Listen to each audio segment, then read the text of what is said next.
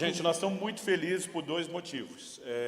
O primeiro, porque a gente ama falar sobre esse assunto e calhou, né, nessa ocasião que a gente pudesse ministrar, junto com o segundo motivo, que é o lançamento do nosso livro Como Flechas. Daqui a pouquinho eu vou falar sobre ele, quero que a Kelly dê um oi primeiro, mas a gente está mesmo muito contente com esse tempo, essa oportunidade. Eu creio que vai ser uma noite abençoada. Boa noite, gente.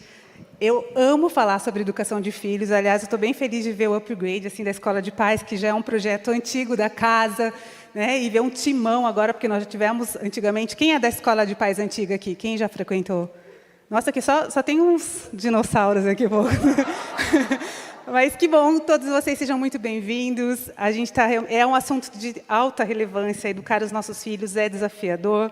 Né? Eu comecei a estudar sobre o assunto quando eu tinha 15 anos e era professora de uma turminha de pré, hoje atual Jardim 3. Né? E eu comecei a ler com 15 anos para dar umas dicas para os pais dos meus alunos, para ver se eu dava uma cooperada. O primeiro livro que eu li sobre educação de filhos era do Jaime Kemp, Socorro, Temos Filhos. Eu tinha 15 anos, não tinha nenhum pretendente ainda, né? Eu já estava lendo sobre educação. Não que você soubesse, eu já orava por você. Ele já estava orando por mim. E o segundo livro que eu li foi Ouse Disciplinar, do James Dobson, também um best-seller sobre educação. E aí eu peguei o gosto, eu nunca mais parei. E hoje os meus filhos já são crescidos, eu continuo lendo, porque eu acho que a educação... ela não é só a razão para mudar uma sociedade, né, mas para mudar uma família, e começa dentro de casa. Né? Se nós queremos cidadãos que vão morar no céu e que vão fazer diferença, influenciar essa geração, nós precisamos começar esse trabalho dentro das nossas casas. Então, vamos lá, obrigado por vocês terem vindo, eu fico muito feliz. Isso desde a época de escola, quando os pais vinham para a reunião. Gente, dá uma alegria.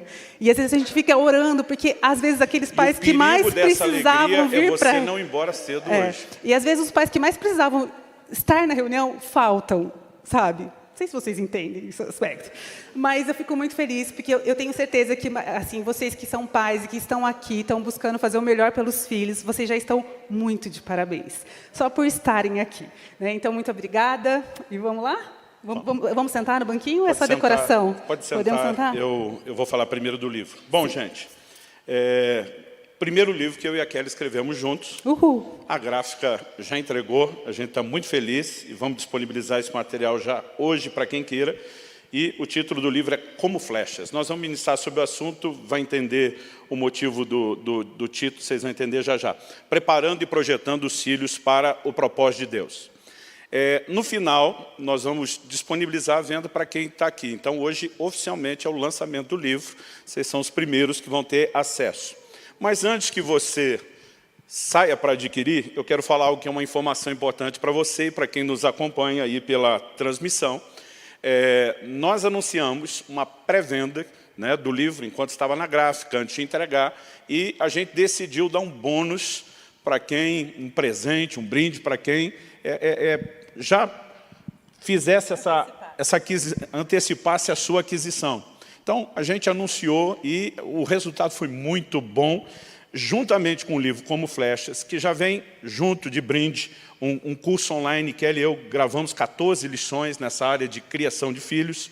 O conteúdo é basicamente o mesmo, só a dinâmica de apresentação das verdades entre o livro e o curso é que são diferentes. Ele já vem com um curso de brinde de presente, mas para aqueles que decidiram adquirir na fase da pré-venda, a gente deu um outro clássico do Ministério, que é o propósito da família. Né? Nesse livro a gente fala tanto da família como de casamento e vida conjugal. E como nós estamos mirando não apenas os que já são pais, Kelly diz que ela começou a estudar o assunto aos 15 anos. Daqui a pouco eu vou contar uma história de como Deus me fez pensar na importância disso também antes do casamento. Então nós decidimos abençoar com esse livro, que também vem acompanhado de um outro curso sobre família. E não bastasse os dois livros e os dois cursos, nós incluímos um outro livreto, um terceiro livro aqui, chamado Servindo a Deus em Família. Uma das mensagens mais importantes que Deus me deu sobre família e que não estava naquele outro livro, a gente decidiu publicar a parte e decidimos dar de presente. Por que eu estou dizendo isso? Se você for comprar o livro hoje, você não tem o combo da pré-venda. né? Porque a partir do momento da venda, do lançamento, eles não estão disponíveis. Mas como a gente tinha anunciado que isso duraria, né, pelo menos até o dia 21, a gente estabeleceu uma data limite no site até domingo, dia 23. Então, se você quiser ganhar o combo, porque os outros vêm junto de presente, eu sugiro que você entre lá no loja.orvalho.com, adquira por lá. A diferença é que vai demorar um pouquinho mais para chegar, porque ainda tem o tempo de envio, né? E hoje talvez você possa colher uma versão autografada. Então você decide o que é melhor. Só quero ser honesto e colocar as coisas na mesa, ok? Então, além desses materiais, nós temos um pouquinho de outros 3 livros que só hoje, na Escola de Paz, eu decidi trazer. Não sei se nós teremos esse material depois para disponibilizar no domingo.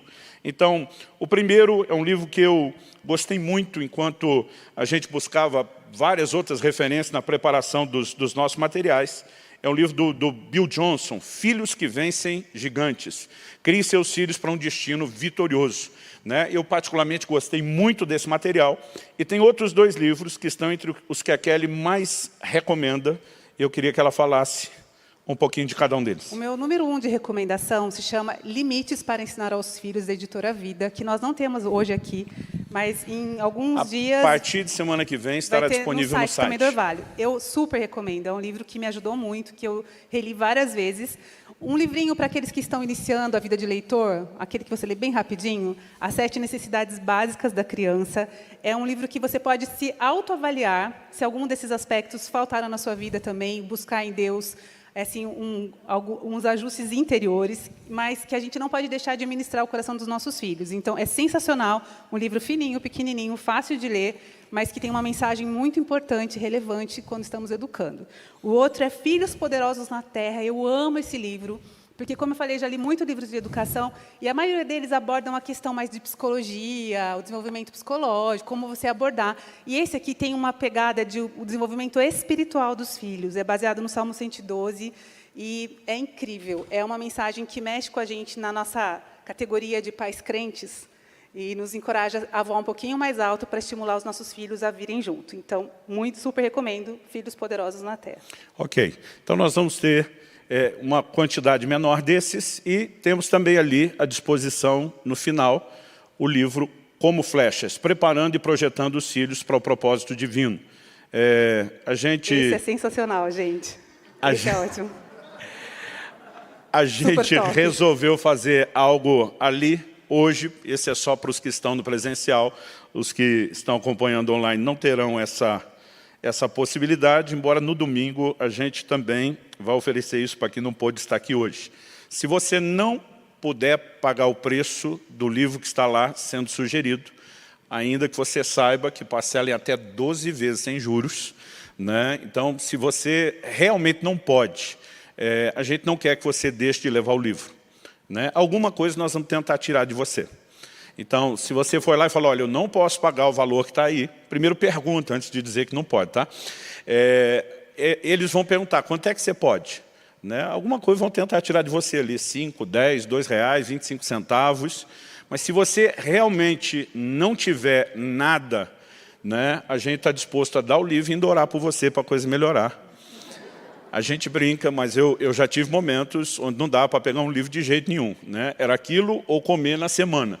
Então, se for o caso, nós queremos te abençoar, porque o propósito não é fazer comércio. Tá? Agora, o que eu quero falar antes, é importante, se depois de Deus, o nosso maior valor é a família, e a gente não estiver disposto a investir nisso, né? Eu vejo gente que ele não sacrifica uma saída com a família, comer fora, né, um prato diferenciado, mas às vezes sacrifica o que o ajudaria a cumprir o seu propósito, que é conhecimento. Eu gosto de uma frase do pastor José Gonçalves, ele fala sempre, não sei se isso é dele ou se ele pegou de alguém, mas ele sempre diz, invista mais na sua cabeça do que no seu estômago.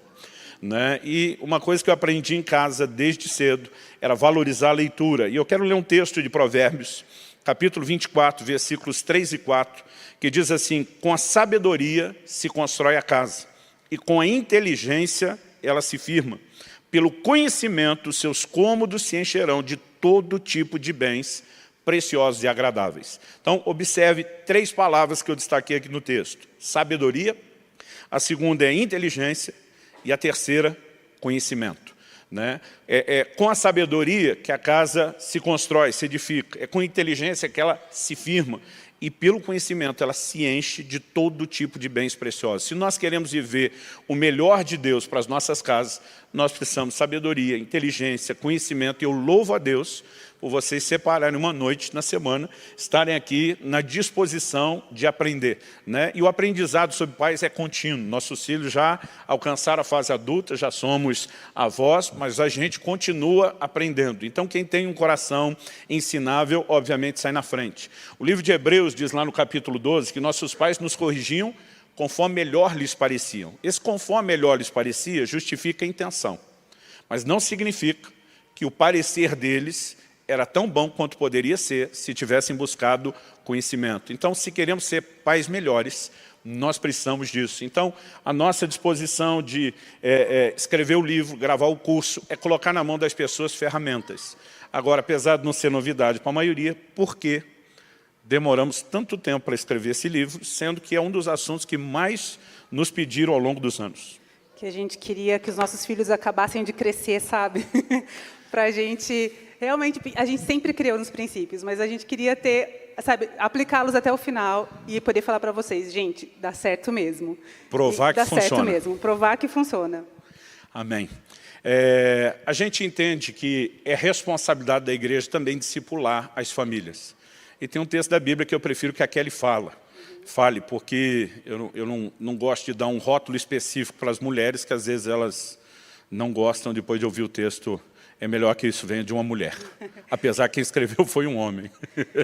Então, vamos lá. Vou ler Tito, capítulo 2, a partir do versículo 3. Quanto às mulheres idosas, semelhantemente que sejam sérias em seu proceder, não caluniadoras, não escravizadas a muito vinho, sejam mestras do bem, a fim de instruírem as jovens recém-casadas a amarem ao marido e aos seus filhos. E aí, continua a lista ou tá bom até aqui? Não, tá bom.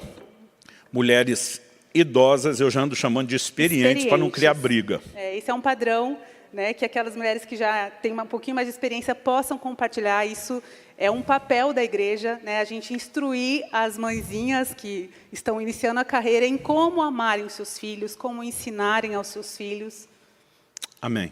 Bom, é isso, essa é a razão da gente estar aqui. Agora, eu gostaria de... No caso, as mulheres experientes sou eu, né? Mas os homens também podem fazer isso, né? Sim, exatamente. As mulheres devem fazer. É um padrão que serve para a família. A gente, no processo também de aprendizado, além de procurar ler e estudar o que a Bíblia dizia sobre o assunto, de ler todos os livros que pudéssemos, a gente também sempre recorria, né, a pessoas que às vezes diziam... Eles olhavam para a gente assim, vocês são os nossos pastores, vieram pedir aconselhamento. A gente disse sim, na questão dos filhos, vocês estão na frente, vocês têm bagagem, têm experiência, nos ajudem, especialmente quando encontrávamos famílias com filhos exemplares no seu comportamento. A gente estava lá o tempo todo. Como vocês chegaram a esse ponto? E nós pedíamos também ajuda nas fases, sabe, em problemas pontuais. Quando a gente chegava em algumas fasezinhas novas com os filhos, apesar assim, a gente estava sempre lendo, mas a gente buscava ajuda para pais que já passaram, já venceram. E nós escolhemos muitas pérolas da experiência dos outros, né? Então, isso também é uma chave para a gente poder fazer essa tarefa bem, né? É verdade. Bom, a gente vai ministrar junto, eu vou estabelecer mais ou menos um trilho parecido com o que nós fizemos no livro, porque o livro surgiu a partir de uma mensagem, né, intitulada justamente como flechas. Acho que na época a gente chamava de flechas na mão do valente. Né? E eu quero ler esse texto, estabelecer o trilho e depois a gente vai conversando até onde Deus quiser e vocês aguentarem. Então vamos lá. Salmo 127, versos 3 e 4 diz assim: herança do Senhor são os filhos, o fruto do ventre, seu galardão. Como flechas na mão do guerreiro, assim são os filhos da sua mocidade.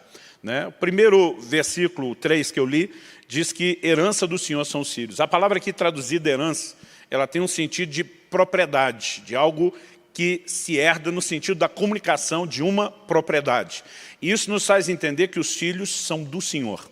Deus nos confiou o cuidado. Né? Se a gente lesse aqui, propriedade do Senhor são os filhos, caberia muito bem no sentido original. Essa palavra muitas vezes também era traduzida como herança. Então Deus nos confiou. Eu acho que a primeira coisa que todo pai precisa ter em mente é que um dia nós vamos responder ao Deus que nos confiou a missão de criar filhos, né? E isso precisa trazer temor no nosso coração. Depois o versículo 4 diz, como flechas da mão do guerreiro. Guerreiro aqui é sinônimo, né? O original diz valente, mas é sinônimo de guerreiro, alguém que ia, né, para a batalha. E ao usar essa analogia das flechas, né, Deus comparando os filhos como flechas, é que a gente estabeleceu um trilho. Em primeiro lugar, toda flecha ela é atirada para alcançar um alvo. Nós temos um único exemplo na Bíblia de um arqueiro de um exército inimigo de Israel que na batalha atirou a esmo. Ou seja, ele não mirou num soldado específico, mas ele mirou num campo dizendo, vai pegar em alguém. E a Bíblia só dá esse detalhe dele ter atirado a esmo para mostrar que Deus, na sua soberania, estava julgando aquele rei de Israel sobre quem ele já tinha proferido uma palavra de julgamento. É o único exemplo de alguém atirando a esmo e acertando, né? Então, mesmo pais, aqueles de nós não tivemos pais que tinham entendimento para lançar direito, a gente ainda pode acreditar que Deus, na sua graça e providência, pode dar rumo a uma flecha. Mas é nossa responsabilidade criar os filhos com propósito, né? E nós vamos, esse vai ser o primeiro ponto, nós vamos desdobrar esse primeiro ponto em dois aspectos. Há um propósito geral, né, que todo pai tem igual, que é levar os filhos ao Senhor. Essa é a nossa primeira missão. Como foi dito, antes de formar mera e simplesmente um bom cidadão para a sociedade, nós precisamos formar cidadão que povoe o céu e que honre os planos e os propósitos de Deus. Às vezes eu vejo pais preocupados em dar o melhor sustento, né, os melhores estudos, encaminhar os filhos para as melhores carreiras possíveis, mas não tem a mesma dedicação em encaminhá-los à fé e aos valores da palavra de Deus. Essa é a nossa missão primária, pela qual nós vamos responder a Deus. A segunda é entender um alvo que é personalizado para cada filho. Deus tem planos e propósitos individuais. Ele não lida conosco só no atacado. Ele tem planos personalizados. E discernir isso, né, também é uma missão que cumpre aos pais. Depois, baseado num outro texto que fala sobre flechas, Isaías 49:2, ele diz, como ele me pôs como flecha polida na sua aljava. O polimento era a fase final do acabamento da flecha, o que nos faz presumir que a flecha não era lançada antes de estar pronta, né? Ela precisa de um processo de preparação. E esse é o segundo ponto que a gente trabalha com uma ideia da criação dos filhos, que vai desde a educação, a fundamentação de valores, até correção, algo que é importantíssimo. Nós dedicamos 2 capítulos no nosso livro para falar só sobre o assunto de correção, e não sei se no futuro não valeria a pena ter um livro inteiro só sobre isso, porque é uma área onde principalmente os pais cristãos precisam entender melhor, né? Então, depois da preparação, a flecha também não ia para o arco. Ah, está pronta a lança? Não, vai para o aljava. Tem a hora certa. A Bíblia diz que o sábio entende o tempo e o modo, né? Lançar os filhos é o grande projeto. Nós não os criamos para nós os criamos para lançá-los. Então, desde antes de ter os filhos, Kelly e eu já conversávamos.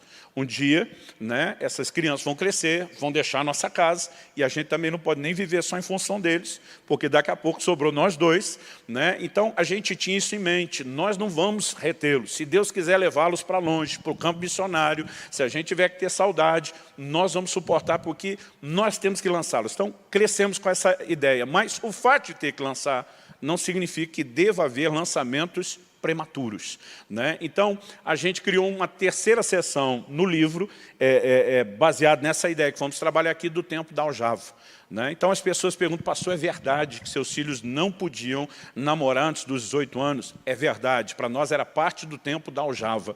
Antes de lançar para formar uma família, a gente dizia para eles que o casamento não deveria ser só uma união de pessoas, mas de propósitos.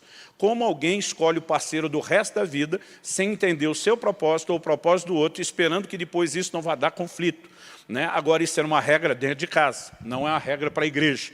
Mas acredito que a gente, depois de ter criado bem, caminhado bem os filhos, a gente pode dizer não só os motivos, mas levar as pessoas a entenderem a importância disso. Então, o tempo da aljava envolvia muita coisa. Nós vamos falar o resto depois, mas vamos seguir nesse trilho. Agora, antes de falar primeiro do alvo, eu vou repetir, eu falei que contaria a minha história depois. Eu creio que Deus quer nos instruir nesse processo. Eu acredito que isso aconteceu mais ou menos 1 ano antes de eu casar com a Kelly. Morava em Guarapuava, nós recebemos um pregador que veio de outro estado, e eu tive a responsabilidade de buscá-lo e levá-lo no aeroporto aqui em Curitiba. Então era pelo menos 3 horas e tanto aí de viagem, que rendeu boas conversas. Eu acredito que isso deve ter acontecido na volta, quando eu fui trazê-lo para o aeroporto aqui. Mas eu me lembro que ele me fez uma pergunta: você já é casado? Falei, ainda não. Né? Não me lembro se eu estava namorando ou já estava noivo. Eu acho que ainda não tinha noivado, porque a gente casou em 6 meses. Isso aconteceu mais ou menos 1 ano antes de eu casar. Ele falou para mim, olha, deixa eu te dar uma palavra. Quando você tiver o seu primeiro filho, e ele tiver mais ou menos uns 2 anos e meio de idade. Então, gente, eu ainda ia casar depois de 1 ano. Não sabia quanto tempo eu teria o filho, mas só do tempo até o casamento e do filho ter 2 anos e meio de idade, eram pelo menos 3 anos e meio para frente. Nós ainda demoramos 2 anos e meio. Israel nasceu com 2 anos e meio depois do nosso casamento. Então, o episódio que ele estava se referindo iria acontecer 6 anos depois.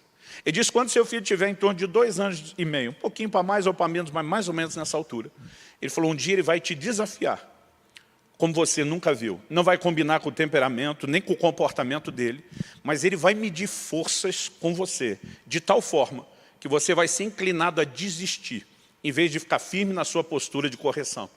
Ele diz, naquele dia, o Espírito Santo vai fazer você lembrar do que eu estou te dizendo. Ele diz, é um dia chave no seu relacionamento com o seu filho. Ele diz, para dar uma ilustração, é como se fosse a hora de definir quem é o macho alfa da casa.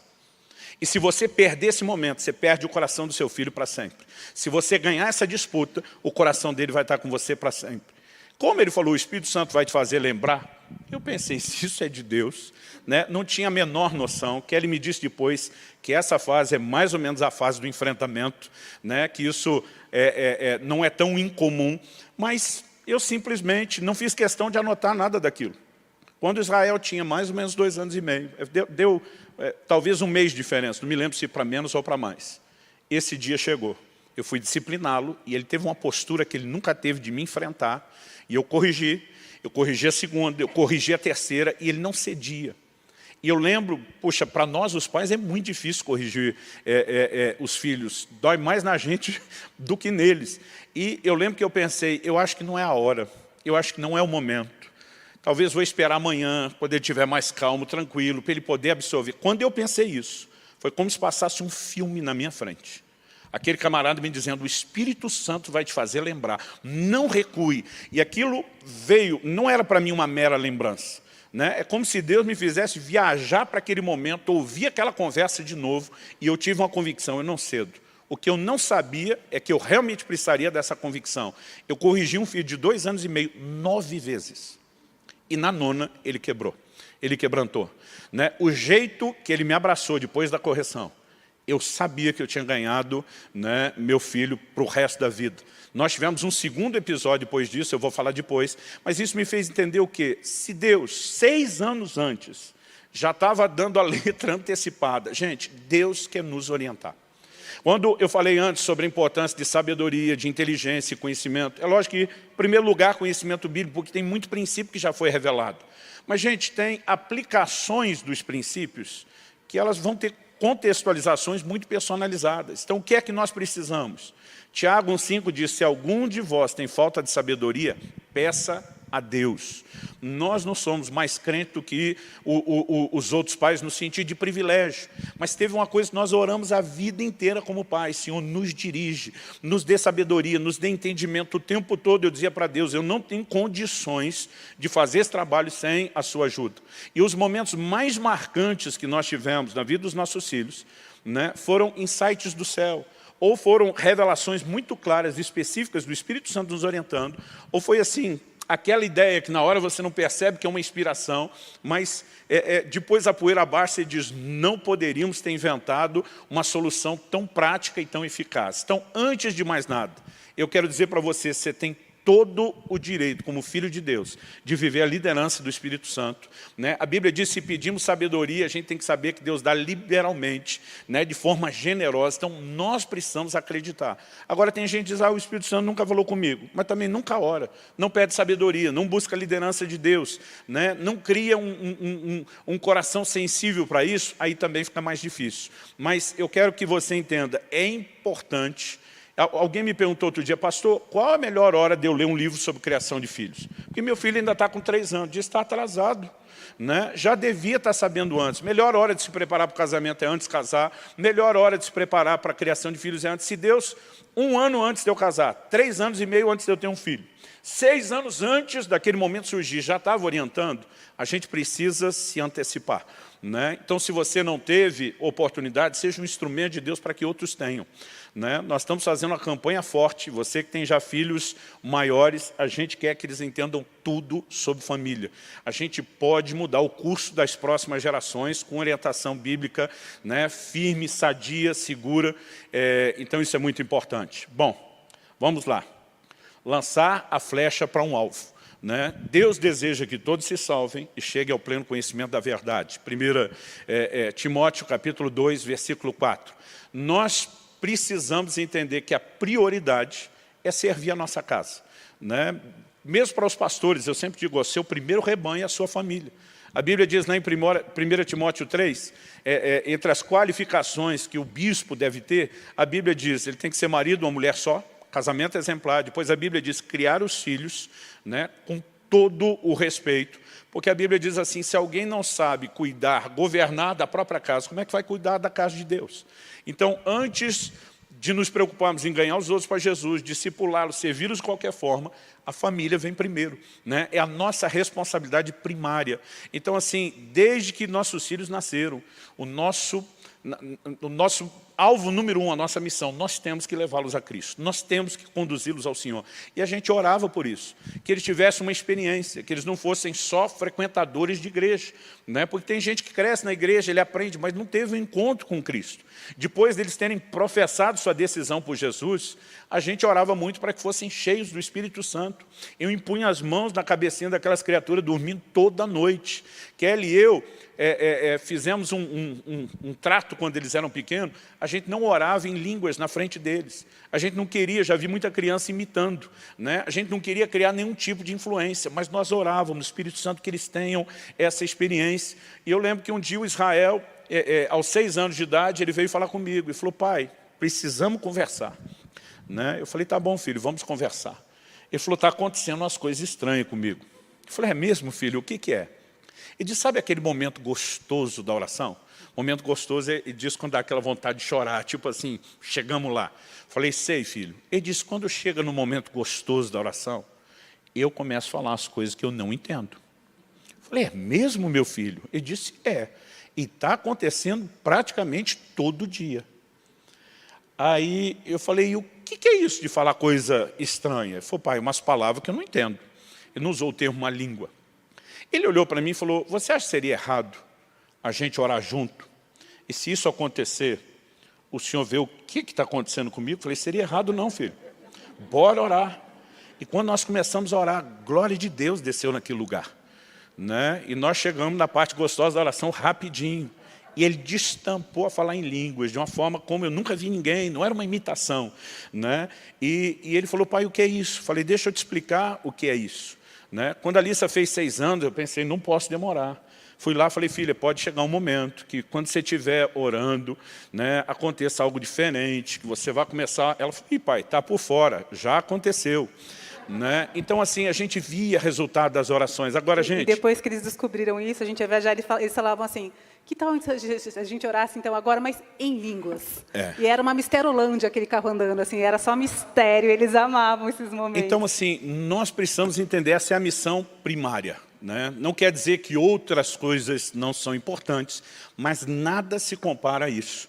Eu vejo pais que olham para os filhos e dizem, formei bons cidadãos, mas nem crentes, né, eles hoje são. Então, nossa maior missão, levá-los ao Senhor. Como isso é um pouco óbvio, eu quero só ressaltar a importância, mas não vou gastar muito tempo aqui. Segundo aspecto, entender o destino profético, discernir aquele plano personalizado que Deus tem para cada filho. Né? É parte da nossa missão. Tem um texto lá de Juízes, capítulo 13, verso 8, no livro, eu lembro que no capítulo que a gente trata disso, eu botei um subtítulo, uma oração que Deus ouve. Manoá, que é o pai de Sansão, dos juízes de Israel, ele é notificado pela esposa que o anjo do Senhor apareceu para ela e disse, olha, Você foi estéril até hoje, mas Deus vai te dar um filho. Ele vai livrar Israel da mão dos filisteus. E ela volta compartilhando a bênção, o recado. E a Bíblia diz, verso 8, então Manoá orou ao Senhor dizendo, meu Senhor, peço que o homem de Deus que enviaste venha outra vez e nos ensine o que devemos fazer com o menino que há de nascer. Nos ensine, diz, ok, o Senhor está entregando o filho, beleza, mas como o Senhor quer que a gente crie essa criança? Como nós devemos conduzir? O que é que o Senhor espera em relação ao como? Nós não podemos só receber esse presente do Senhor e não fazer de forma direita. Então, esse como envolve não apenas a sabedoria da educação, mas encaminhar para cumprir o propósito de Deus. Então, Deus tem planos pessoais, né, personalizados para cada um de nós. E a gente precisa saber trabalhar isso na vida dos filhos. De uma forma prática, né, alguns pais me perguntam, como eu posso saber qual é a vontade de Deus, assim, específica, desenhada para o meu filho? Normalmente, né, a palavra de Deus fala que Deus opera o querer e o realizar. Desde pequenos, nossos filhos vão dando sinais daquelas coisas que eles gostam de fazer, que eles têm facilidade. Então, os dons, os talentos também apontam para essa vontade. Eu vejo que alguns pais têm dificuldade, às vezes, porque eles têm os próprios sonhos, alguns sonhos frustrados, e eles querem que os filhos realizem, né, profissionalmente. Quer viver o sonho ou até através dos filhos. Ministerialmente mesmo. Eu não dei conta de fazer isso, então meu filho vai fazer. E isso é um erro que a gente comete, porque realmente Deus tem um projeto pessoal para cada ser humano. Então, os pais podem ficar atentos a essas manifestações, né? Eu lembro que quando nós colocávamos os nossos filhos todo dia para ler a Bíblia, a gente já podia ir vendo as diferenças. Assim, o Israel ele era muito disciplinado, muito educado na leitura, a leitura dele sempre rendeu muito, e a Alissa não saía de Salmos. E ela ficava só cantando. Então, a gente entrava no quarto dela, era sempre musical, todo dia um musical no devocional. E, às vezes, a gente falava, filha, mas você não pode ficar dentro só um livro. A Bíblia tem vários livros, você não pode ficar... Ela falava assim, mas quem vai pregar é o meu irmão Israel. Eu vou ser a cantora. Então, tá tudo bem. E ela tem muito dessa expressão de arte, tudo nela. Mas, assim, a gente tem que ir vendo... A gente tem uma pequena amostragem de filhos, só 2, mas é possível a gente afirmar que os nossos filhos são diferentes, né? E Deus vai usá-los de forma única e diferente. Então, esse olhar atento, né? Conhecer aquilo que realmente arde no coração do seu filho é uma dica para você poder entender aquilo que Deus tem projetado para ele. A questão de entender o propósito. Eu já nasci num lar cristão. A Kelly se converteu praticamente com a mãe já na adolescência. E eu gosto sempre de dizer... porque quando a gente começa a falar do legado, né, eu gosto de compartilhar o legado recebido do meu pai, o que meu filho está vivendo, daqui a pouco será a 4ª geração da minha neta. Alguns olham e dizem, eu não tive esse privilégio. E eu digo para os outros, meu pai também não. Ele viu o pai dele se suicidar quando ele tinha 12 para 13 anos de idade. Ele cresceu num lar, numa família disfuncional, que é o jeito bonito de dizer esculhambada, né? Ele não teve nada disso. Mas quando se converteu aos 18 anos de idade, um dos primeiros textos da Bíblia que ele descobriu foi o Salmo 68. Né? Me lembro agora se é o versículo 5 ou 6, que diz, né, que Deus faz com que o solitário habite em família. E ele foi tão impactado pela leitura desse texto, e ele entendeu, peraí, se Deus tem um projeto, verso 6, se Deus tem um projeto para a família, com certeza não é o que eu vivi. Eu vou buscar entender. Né? E ele tomou uma decisão. Eu posso não ter tido isso, mas a partir da próxima geração tudo muda. E ele já nos criou com uma visão. Vocês vão viver de forma diferente. E vocês vão fazer com que a minha descendência siga servindo a Deus. Então, eu quero dizer a cada um de vocês que está aqui, aqueles que nos acompanham, né, pela internet, um mês depois assistindo essa gravação, você pode ser o ponto de virada. Né? Creia nisso, decida isso e lute por isso, porque aquilo que você não teve, você pode garantir que as próximas gerações tenham. Eu lembro que um dia nós fomos visitar uma família, e eu já era casada, já tínhamos filhos, mas eu vi uma dinâmica acontecendo, e para mim foi assim tão surreal, tão lindo, né? Porque nós estávamos tomando um café. Ele era um pastor, o dono da casa, assim, e ele recebeu um telefonema de alguém precisando de ajuda. Então, ele fez um aconselhamento, ele ficou meio no cantinho, assim, falando com a pessoa atendendo, enquanto todo mundo estava ali conversando, tomando café. Mas, de repente, ele fez um sinal com a mão, assim. Eu não sei reproduzir exatamente o sinal, mas ele fez um sinal com a mão. Gente, a família inteira se posicionando do lado. Tá? Os filhos já eram casados, tudo, mas estavam ali naquele momento. E eles começaram a entoar um hino com divisão de vozes. Eu fiquei olhando aquilo, assim... Serenata era nada perto daquilo. A glória desceu ali naquela sala, assim, aquilo eu falei, meu Deus, como assim? Faz um sinal. E aí começa tudo isso aqui. E aí, quando eles terminaram de cantar, ele só deu um sinalzinho para a família e falou assim, ele está chorando. A pessoa tinha sido tocada e, tipo assim, missão cumprida. Cada um voltou a fazer o que estava fazendo. Eu fiquei olhando, tipo, como assim, gente?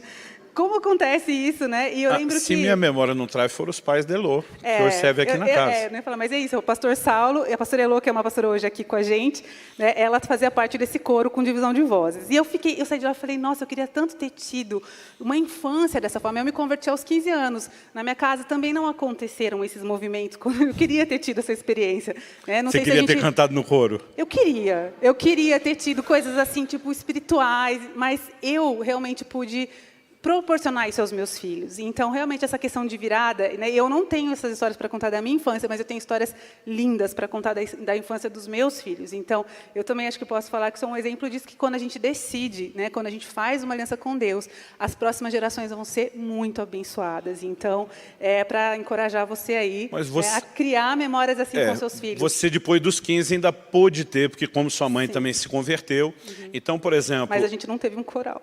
Não teve coral. Mas nessa fase, eu queria até que você contasse a história que você sabe o que é. Quando Kelly e eu estávamos em toda aquela conversa do início do relacionamento, do namoro, ela tinha passado em vestibulares disputados de algumas universidades, ela tinha que tomar uma decisão, e aí eu quero falar sobre o propósito personalizado.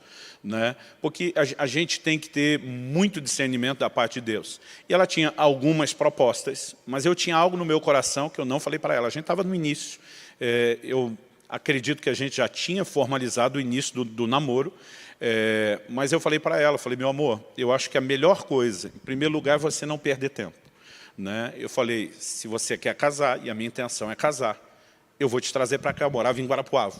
Né? Eu não posso... Eu no interior de São Paulo. Ela no interior de São Paulo. É nóis. Eu não posso, isso eu não falei, eu não posso, estou dentro da minha cabeça, esperar você estudar 4 anos e ser um pastor solteiro por mais 4 anos sem casamento. Esse relacionamento não vai funcionar por 4 anos à distância.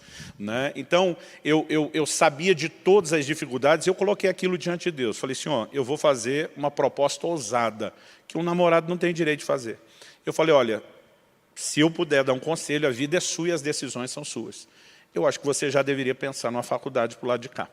Né? Tinha uma segunda intenção nisso, que eu queria que ela saísse de casa ainda solteira, vivesse o desmame solteiro, e quando casasse comigo, eu seria a redenção dela. Ele queria ser meu herói, vocês Porque entenderam, quando né? você tira a filha da casa do pai, já não consegue de cara dar o mesmo nível, e eu não tinha condição de oferecer muita coisa, você é o vilão. Nesse caso, eu seria o herói. Mas... Eu fiz assim a proposta, eu falei, ó, eu acho que mesmo a gente namorando, você já poderia vir e se adaptando com a igreja, com a cidade, tudo isso. Quando a gente casar, você já adiantou tempo na faculdade, né? Eu prometi aos pais dela, eu falei, eu garanto que ela vai até o fim da faculdade, isso não vai ser negociado. Mas eu fiz essa proposta. Agora imagina, de repente, para a Kelly, começando um relacionamento e ter que tomar a decisão, apostar todas as fichas, né, nesse futuro, e ela estava num dilema, até porque ela já tinha feito 3 ou 4 anos de colegial técnico, 4 anos. Magistério. De 2 colegiais técnicos, equivalente a 8. E eu era uma pessoa super decidida, eu prestei vestibular para várias coisas super diferentes. Né? Então, eu sabia super o que eu queria. Eu prestei para arquitetura, design, desenho industrial, para vir para o Sul, arquitetura.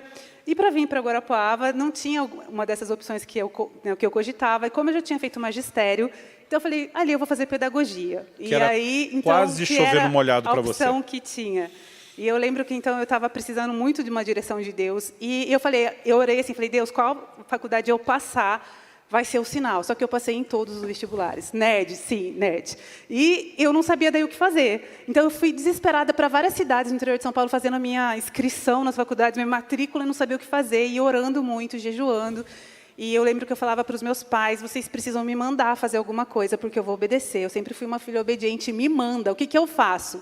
E meu pai falou, minha filha, chegou uma hora da sua vida que agora você decide, é com você. E eu falava, não, mas vocês sempre mandaram, eu sempre obedeci, achei sempre tão legal. E aí eles explicaram que agora não dava mais, que eu tinha que tomar uma decisão. Então eu comecei a orar, e eu tive um sonho muito lindo nessa época, onde Deus ministrou o meu coração. E eu me via debaixo de uma árvore grande, frondosa, ministrando crianças. Eu comecei a entender, eu falei, talvez seja pedagogia. Mas eu falei, mas Deus, eu preciso, essa coisa é muito séria. Então, eu preciso que o Senhor fale com a minha mãe. Porque a minha mãe era... Ela tinha convertido e o pai não. Meu pai, né, não tinha ainda tido uma experiência com Deus. Eu falei, ela é o meu canal e eu vou entender, né, que o Senhor está falando comigo quando ela me trouxer algo do Senhor. Assim, então, eu estava chegando no meu limite. Eu falei, Deus, é contigo, vou esperar. Eu lembro que um dia eu acordei, minha mãe estava chorando. E eu falei, mãe, o que aconteceu? Ela falou, você vai morar longe. E ela contou um sonho que ela teve, que foi muito simbólico para a gente, que ela entendia que eu estava indo para Guarapuava e que eu ia fazer o curso de pedagogia e que eu ia me casar. Né? Então, foi um sonho muito especial. Vamos contar o sonho. Você gosta de contar o sonho, gosto, né? Posso contar ou você Pode quer? Pode contar, porque você dá aquele grande finale de você como meu herói. Vai lá, então. A mãe dela sonhou que a Kelly estava numa estação de trem e um trem se aproximava em alta velocidade. Ela sabia, antes do trem chegar... Que olha a cara dele, gente. Que ele o trem, já fica feliz. Ó. Ela sabia... Depois você vai entender por quê. Ela sabia que o trem não ia parar. E ela viu o trem de longe, ela percebia que uma única porta do trem estava aberta e ela começou com agonia a ver a filha, porque ela sabia que a única forma da Kelly entrar no trem era com ele em movimento e só tinha uma porta aberta. Né? E ela preocupou, mesmo que a Kelly pular e acertar o time, a sincronia da passada da porta, ela vai se machucar toda lá dentro por causa da velocidade do trem. Mas, de repente, ela enxergava dentro do vagão e via que ele estava todo almofadado, preparado para recebê-la. Então, quando aquela porta aberta estava chegando, ela via, na minha cabeça, não sei se ela viu desse jeito, já tem até uma câmera lenta. Ela via a Kelly pulando... Mas ela falou que ficou lento naquela hora. Né? Uhum. Ela via a Kelly pulando, passando exatamente pelo vão da porta, depois o trem voltava à velocidade. Ela falou, filha, você vai.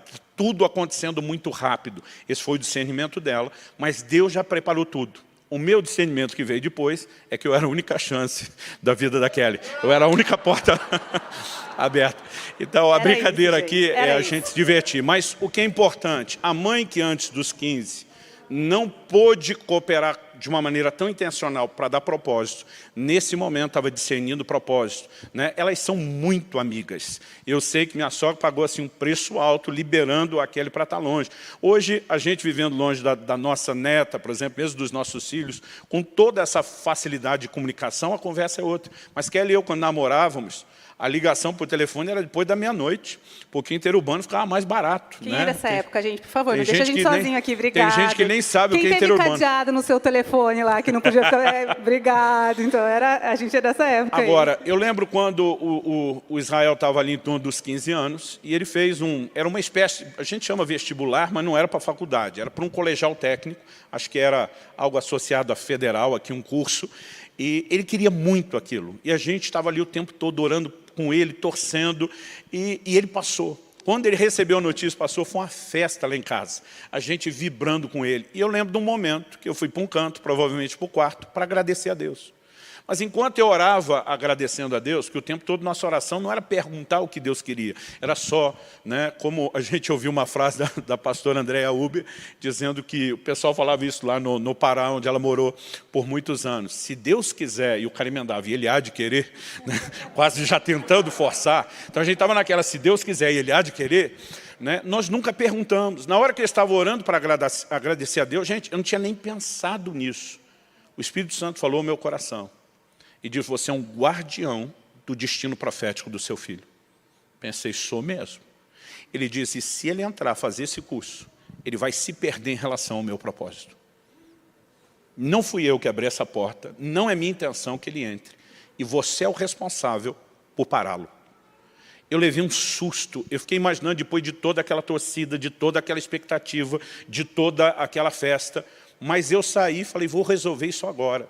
Chamei meu filho e falei, filho, precisamos conversar. Deus falou uma coisa comigo agora no quarto a seu respeito.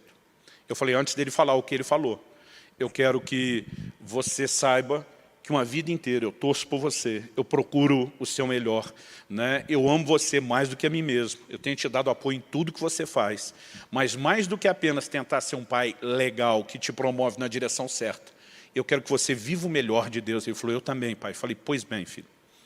Esse curso, que a gente quis tanto, em momento nenhum nós perguntamos nada para Deus. Eu entrei num quarto agora para orar, só para agradecer que você passou, porque eu estava tão feliz com a sua alegria. Mas Deus me chamou a atenção e disse que nós nunca perguntamos nada para Ele. Ele me disse, se você entrar nesse curso, você se perde em relação ao propósito dele. E Ele me chamou de o guardião do seu destino profético. Então eu espero que você entenda, mas entendendo ou não, eu vou passar por cima de você hoje. Eu não vou deixar você fazer a matrícula. Eu não vou deixar você ir além. Agora, eu espero que você entenda que eu estou fazendo isso por amor. Se você não entender, você vai me obedecer do mesmo jeito e eu vou esperar o dia que você entenda. Eu lembro que os olhos dele encheram de lágrimas, né? Mas assim, encheu e transbordou. E ele olhou para mim e falou, pai, além de ser um bom pai, que é o meu melhor, eu sei que você é um homem de Deus e que você ouve Deus. Ele falou, realmente não esperava essa virada no jogo nesse momento. Mas ele falou, eu escolho obedecer a Deus e o Senhor. Se o Senhor não ouviu a Deus, eu vou te obedecer como uma forma de honrar a Deus. E depois a gente viu, né, o colegial, eu não sei o que teria acontecido lá. Né? Porque às vezes a gente só pensa no que de positivo a gente viu acontecer depois. Mas às vezes você não faz ideia do que de negativo poderia acontecer fora do plano e do propósito de Deus. Mas o Israel literalmente marcou, né, a escola para onde ele foi. A Alissa, que era mais nova, estudando depois, ela falou, pai, é impressionante como a maioria dos professores, o pessoal, todo mundo fala do Israel até hoje. Então, nós precisamos discernir, são às vezes pequenos detalhes. Né? Agora, quanto mais a gente orava e buscava a Deus, Deus nos trazia convicções. Eu sabia, antes da gente ter filhos, e eu não sei explicar como, era uma certeza no meu espírito, que nós teríamos um casal, um menino e depois uma menina.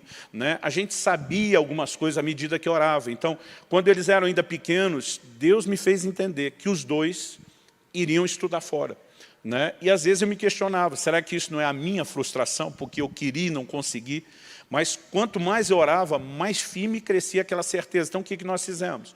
Quando Israel estava mais ou menos com 7 anos de idade, hoje ele está na iminência de completar 23, a Alissa já fez 20. Quando ele tinha 7, a Alissa 4, foi que nós entendemos isso. Então, nós começamos uma previdência. Eu lembro que guardava R$80 por mês para cada um. Né? Isso, na época, para nós era muito dinheiro, era muito sacrifício. A gente deixou de fazer muita coisa, mas aquilo era inegociável, porque a gente sabia que quando chegasse a idade, né, a gente tinha que se preparar. Eu tinha certeza que a gente não ia conseguir guardar tudo, mas eu falei, eu quero sair da metade para frente, mostrar para Deus meu compromisso, fazer a minha parte. Né? E graças a Deus, quando chegou o tempo, a gente tinha condições. A parte que a gente não podia, a gente viu e assistiu Deus terminar e concluir. Né? Mas essas percepções são importantes, né? Da gente estar orando e entendendo o que Deus quer para cada um. A Kelly gastou 9 anos, investiu, não gastou, 3 vezes por semana com a Alissa, por causa de algo específico nessa convicção. É contigo. Eu levei a Alice, então, ela sempre amou música, como eu falei, desde pequenininha nos devocionais dela, e ela teve... Eu lembro o dia que eu fui tentar colocá-la numa aulinha de música do colégio dela, e a secretária me chamou e falou, olha, a sua filha é super talentosa, eu queria te passar um outro lugar para você procurar. E ela me deu uma dica de uma faculdade que tinha um curso de extensão para crianças e tal, e eu fui atrás. Então, ela estudou no Belas Artes por 9 longos anos. E eu a levando 3 vezes por semana. No final, eu fui solicitar na secretaria o meu diploma de mãe perseverante. Mas não me deram. E valeu muito a pena, né? Porque realmente, nesse período, a Alice amava ir para a aula, mas teve no final, na reta final, ela já era uma adolescente. Eu lembro que ela começou a falar, acho que já não tenho mais nada lá, e não sei o quê, mas a gente foi firme com ela, e ela pôde concluir, e isso hoje é algo que contribui muito para o chamado dela, para o ministério, tudo aquilo que ela aprendeu, né, que ela carrega, a gente sabe que está à disposição já para a glória de Deus, então foi algo muito significativo também. Amém. Então, esses são alguns exemplos, não dá para a gente gastar tempo demais falando, de coisas que a gente precisa discernir em Deus. Então, Israel ganhou uma bolsa de estudo, né, lá no Kansas, para fazer a faculdade, o IHOP-U, que é a faculdade do IHOP. IHOP é a sigla para International House of Prayer, ou Casa Internacional de Oração. E era algo que eu pedia a Deus, né? que o Israel pudesse ter um tempo que não era só de estudos, mas principalmente uma fundamentação em Deus. Né? E lá na faculdade do IHOP, os alunos precisam pagar 4 horas de oração por dia na casa de oração. A casa de oração já estão há mais de 20 anos, orando e adorando ininterruptamente há mais de 20 anos, 24 horas por dia, 7 dias por semana. E quem vai estudar lá tem que gastar pelo menos 4 horas por dia, né, na casa de oração. Então, para mim, muito mais importante do que só o ensino, porque a fundamentação teológica, eu falei, isso faço eu se for necessário. Mas o que eu queria era essa disciplina, e ele ganhou uma bolsa lá aos 4 anos. Mas quando estava aproximando a época dele ir, eu lembro que eu olhei para o meu filho e falei, filho, você só vai ficar 1 ano. Ele falou, pai, eu acho que não vou ficar os 4, mas eu queria ficar pelo menos 2. Eu falei, presta atenção, escreve o que eu estou te falando. E eu não sei porque eu estou te falando. Mas eu tenho uma convicção no meu espírito, você fica 1 ano. Não é 1 ano e meio, né? Não é nada mais do que isso, é 1 ano. Ele dizia, por quê, pai? Eu falei, não sei. Mas escreve essa informação. Quando chegar a hora de você tomar uma decisão, vai ser importante, né? E foi quando, de fato, ele casou, foi depois de completar 1 ano de estudo, e ele acabou se mudando para a cidade onde ele está hoje. Ali, sim, ele está cursando uma universidade, que é dessas acreditada, que a gente diria que tem reconhecimento do MEC, né? Lá não, mas aquilo foi fundamental para a vida dele. Quando a Alissa foi estudar fora, ele foi para o Kansas, a Alissa foi estudar em Dallas, no CFNI, o Christ for the Nations Institute, e ela queria fazer 3 anos. Eu falei, filha, você fica 2. Né? Ela falou, e eu ia fazer só um adendo aqui, né? Você pode falar, nossa, isso aí que dá ser filho de profeta, né? Que já tem as datas e tal. Mas, gente, tudo isso pode ser gerado por vocês como pais na intercessão de vocês. Né? Porque você pode, mas o pastor Luciano já está acostumado. Não, mas eu tenho ouvido tantos pais, né, até que não tem, assim, tipo, que talvez ainda não fluiu tanto, que é algo novo, tendo esses direcionamentos de Deus para a vida dos filhos, porque Deus é esse Deus. Deus é o nosso Pai. E Ele está muito interessado no futuro dos nossos filhos, os servindo. Então, eu sei que talvez aqui, vários de vocês aqui talvez tenham muitas experiências assim para compartilhar, mas caso você ainda não tenha tido experiências de entender o coração de Deus em relação aos seus filhos, eu quero dizer para vocês que vocês vão ter experiências assim também. Sabe? Não, isso não é para casa só de ministros, de pastores, isso é para todo cristão. Esse direcionamento é o que Deus, né, realmente tem para nós, que a palavra fala que todo aquele que é filho de Deus, ele é guiado pelo Espírito Santo. Né? Então, o Senhor vai nos guiar nessas áreas, né, que são tão relevantes e tão chaves para nós. E quando a gente fala desse destino profético, gente, não quer dizer que os filhos vão servir no ministério tempo integral. Mas Deus tem um plano para cada um. Deus quer estabelecer cada um no lugar. Né? Mardoqueu ou Mordecai, dependendo da versão, que era o tio de Esther, ela era órfã, ele meio que assumiu aquela lacuna de pai. Ele manda um recado para ela quando ela está no palácio. Quem sabe se não foi para um tempo como este que chegasse ao reino. Em outras palavras, Deus não te colocou num lugar estratégico desse à toa. Então, Deus quer gente em todos os segmentos da sociedade. Né? Então, a vocação do seu filho é algo que tanto ele, filho e filha, né, tanto eles como nós, os pais, precisamos buscar juntos, entender juntos. A gente não pode projetar um sonho frustrado e querer empurrá-los na direção errada, porque Deus tem um lugar para eles, não só no corpo de Cristo, mas também na sociedade. Né? E esse entendimento vai requerer de nós, mais do que tudo, oração. Agora, isso não é só encaminhar para uma profissão, falando em termos de vocação. Nós também precisamos entender a preparação dos filhos para o casamento. Gente, depois de Jesus, a decisão de com quem alguém vai se casar é a decisão mais importante da vida. Né? E eu olho para alguns pais e digo, bom, é ele ou ela que vai casar, é ele que decida. Né? Agora, alguns permitem que a decisão aconteça sem ter o menor nível de maturidade. Existem uns pais hoje que estão cada vez mais entrando no lugar de que os filhos mandam e eles obedecem. Gente, esse não é o plano de Deus. E uma coisa que eu queria colocar, uma observação, que eu tenho visto muitos pais não tratarem esse assunto com o tom de seriedade que precisa. A gente educa os nossos filhos sobre um trilho, e esse trilho ele não vai mudar. Desde quando a criança é pequenininha até quando se tornar grande, você vai falar a mesma coisa. Não vai ser novidade para os seus filhos os princípios que vão ser conversados na medida que eles crescem. Na verdade, o que vai ser adaptado é só a linguagem. Eu vejo alguns pais, às vezes, falando já de namoradinho no jardim de infância. Gente, o namoro é para uma fase de maturidade. Então, vamos tomar cuidado com essa questão, sabe? De ficar já brincando já com o existe assunto. Uma influência da mídia, dos amigos, que vai dar trabalho no sentido de você manter na aljava o tempo correto. E os pais ainda começam isso. Eu lembro que nossos filhos... Isso é para ser um filhos... assunto super natural, né? Falar sobre família, sobre casamento, sobre romance. As meninas, principalmente, elas começam a falar disso bem cedo.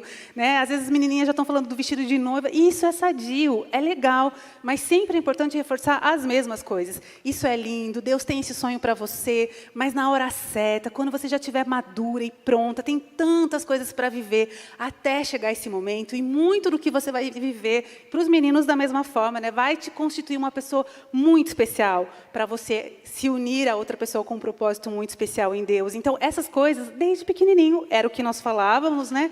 E que a gente deve, sim, falar. Não jogar balde de água fria. Não, menino, o que está falando? Não, que legal que você está falando, mas vamos lembrar que isso é para quando você já estiver adulto, e até você chegar lá, vai ser tão legal a sua vida, cheio de aventura, cheio de experiências, que vão te formar, que vão te levar a entender o que Deus tem para você. Então, isso é uma coisa bem... Eu lembro quando o Israel tinha 3 anos de idade, uma pessoa da igreja começou a brincar com a filha. Olha, seu namoradinho, não sei o que. Eu vi a Kelly, que é essa doçura, dá uma bronca tão firme, que eu fiquei assim, muito orgulhoso dela, né? Porque assim, são assuntos para não se brincar. Então, gente, a preparação dos filhos não envolve só a profissão, ajudá-los para o casamento também. Na Bíblia, não existia esse namoro romântico de hoje. Primeiro o filho apaixona, para depois tocar as coisas. Quem tomava essas decisões eram os pais. E eu não estou dizendo que nós temos que voltar a um modelo cultural totalmente diferente, mas nós não podemos jogar fora aquilo que a Bíblia falava. Paulo, em 1 Coríntios 7, fala sobre o pai decidir se a filha casa ou não, né? Então, é lógico que nós temos que procurar o melhor para eles, mas entender esse papel. Se minha maior missão como pai é criar um filho para servir a Deus, depois, na hora de casar, eu deixo ele entrar em julgo desigual com quem não serve, e posso jogar fora todo o trabalho de uma vida inteira e comprometer o segmento de fé das próximas gerações, né? Porque deixei uma filha ou um filho casar com alguém que não serve a Deus, que é uma violação bíblica. A Bíblia diz para não se pôr em julgo desigual, ponto final. Ah, pastor, mas meu filho apaixonou. Manda desapaixonar. Né? Não são coisas para negociar, gente. Se a gente não construir isso... Outro dia um falou, o senhor fala porque não fez. Eu respondi, quem disse que eu não fiz? Meu filho tinha 16 anos de idade, né? Começou a conversar com uma garota muito crente do colégio. Eu comecei a perceber sinais de afeição. Ele não estava apaixonado, não estava nada que podia gostar, né? Eu comecei a perceber, na verdade, por causa do ciúme da Alice, e da mãe muito sábia que estava de olho no movimento. Um dia eu chamei ele e falei, filho, você está gostando da pessoa? Não estou, pai. Né? Eu falei, olha, você não percebeu, mas algo começou. Eu falei, por que eu estou tendo essa conversa com você? Eu falei, tudo que você me falou dela, ela passou em todo o crivo de qualquer coisa que eu teria. Mas primeiro, você sabe que você não pode namorar antes dos 18. Eu falei, segundo, eu estava orando por você. E Deus me disse, tem algo extraordinário para a vida dela, como tem para você. Mas que vocês não são para o outro. Eu falei, então o negócio é o seguinte, você vai retroceder nessa amizade. Os olhos dele encheram de lágrimas, como quando na hora de deixar o curso. E eu falei, eu não estou brincando, isso é mais sério do que você pensa. E você vai ter que confiar em mim como nunca antes. Ele falou, pai, eu decido te obedecer. Gente, né? A menina era tão bonita. E um dia eu cheguei na escola para buscar o meu filho. Estacionei, buzinei, esperei. Ele não me enxergava, ele estava 2 metros na minha frente conversando com essa menina. Foi um momento... Mãe chateada, hashtag mãe chateada. Não, então, ela era muito bonita, mas o que eu quero falar é que, realmente, às vezes a gente está fazendo esse caminho da aparência, sabe, só das coisas naturais, e não se trata só disso. Né? A gente não pode, a gente repete isso, que casamento é uma união de propósitos. Né? É lógico que é importante todo o resto, tem que ter química, tem que, sabe, ter tipo, a mulher e o homem precisam ter essa apreciação, mas não começa por aí. Né? E eu acho que hoje, às vezes, a gente está invertendo, a gente vai vendo as coisas muito como o mundo vê. E a gente não é desse mundo, amém? Então, a gente precisa tomar cuidado com o caminho que a gente faz então, nessa hora para ajudar os nossos filhos. Parte da ideia do alvo é ajudar a entender não só o chamado, a vocação, mas preparar, né, os filhos para o casamento. Se você esperar, ele já está praticamente na fase adulta, com tudo decidido, para ir conversar pela primeira vez, você não vai ter muita influência. Né? Mas se a gente trabalhar isso ao longo de uma vida, né, é muito importante que a gente crie isso. Quando a Alissa fez 11 anos de idade, bom, eu nunca estudei psicologia, nós temos vários psicólogos, mas não demorou muito para eu perceber que a carência paterna é um buraco na vida de qualquer um, mas o nível de impacto que isso tem na mulher, né, me parece, pelo menos a nível de evidência, talvez nos homens a gente não meça tanto, me parece ser muito maior. E eu já li muita coisa sobre isso.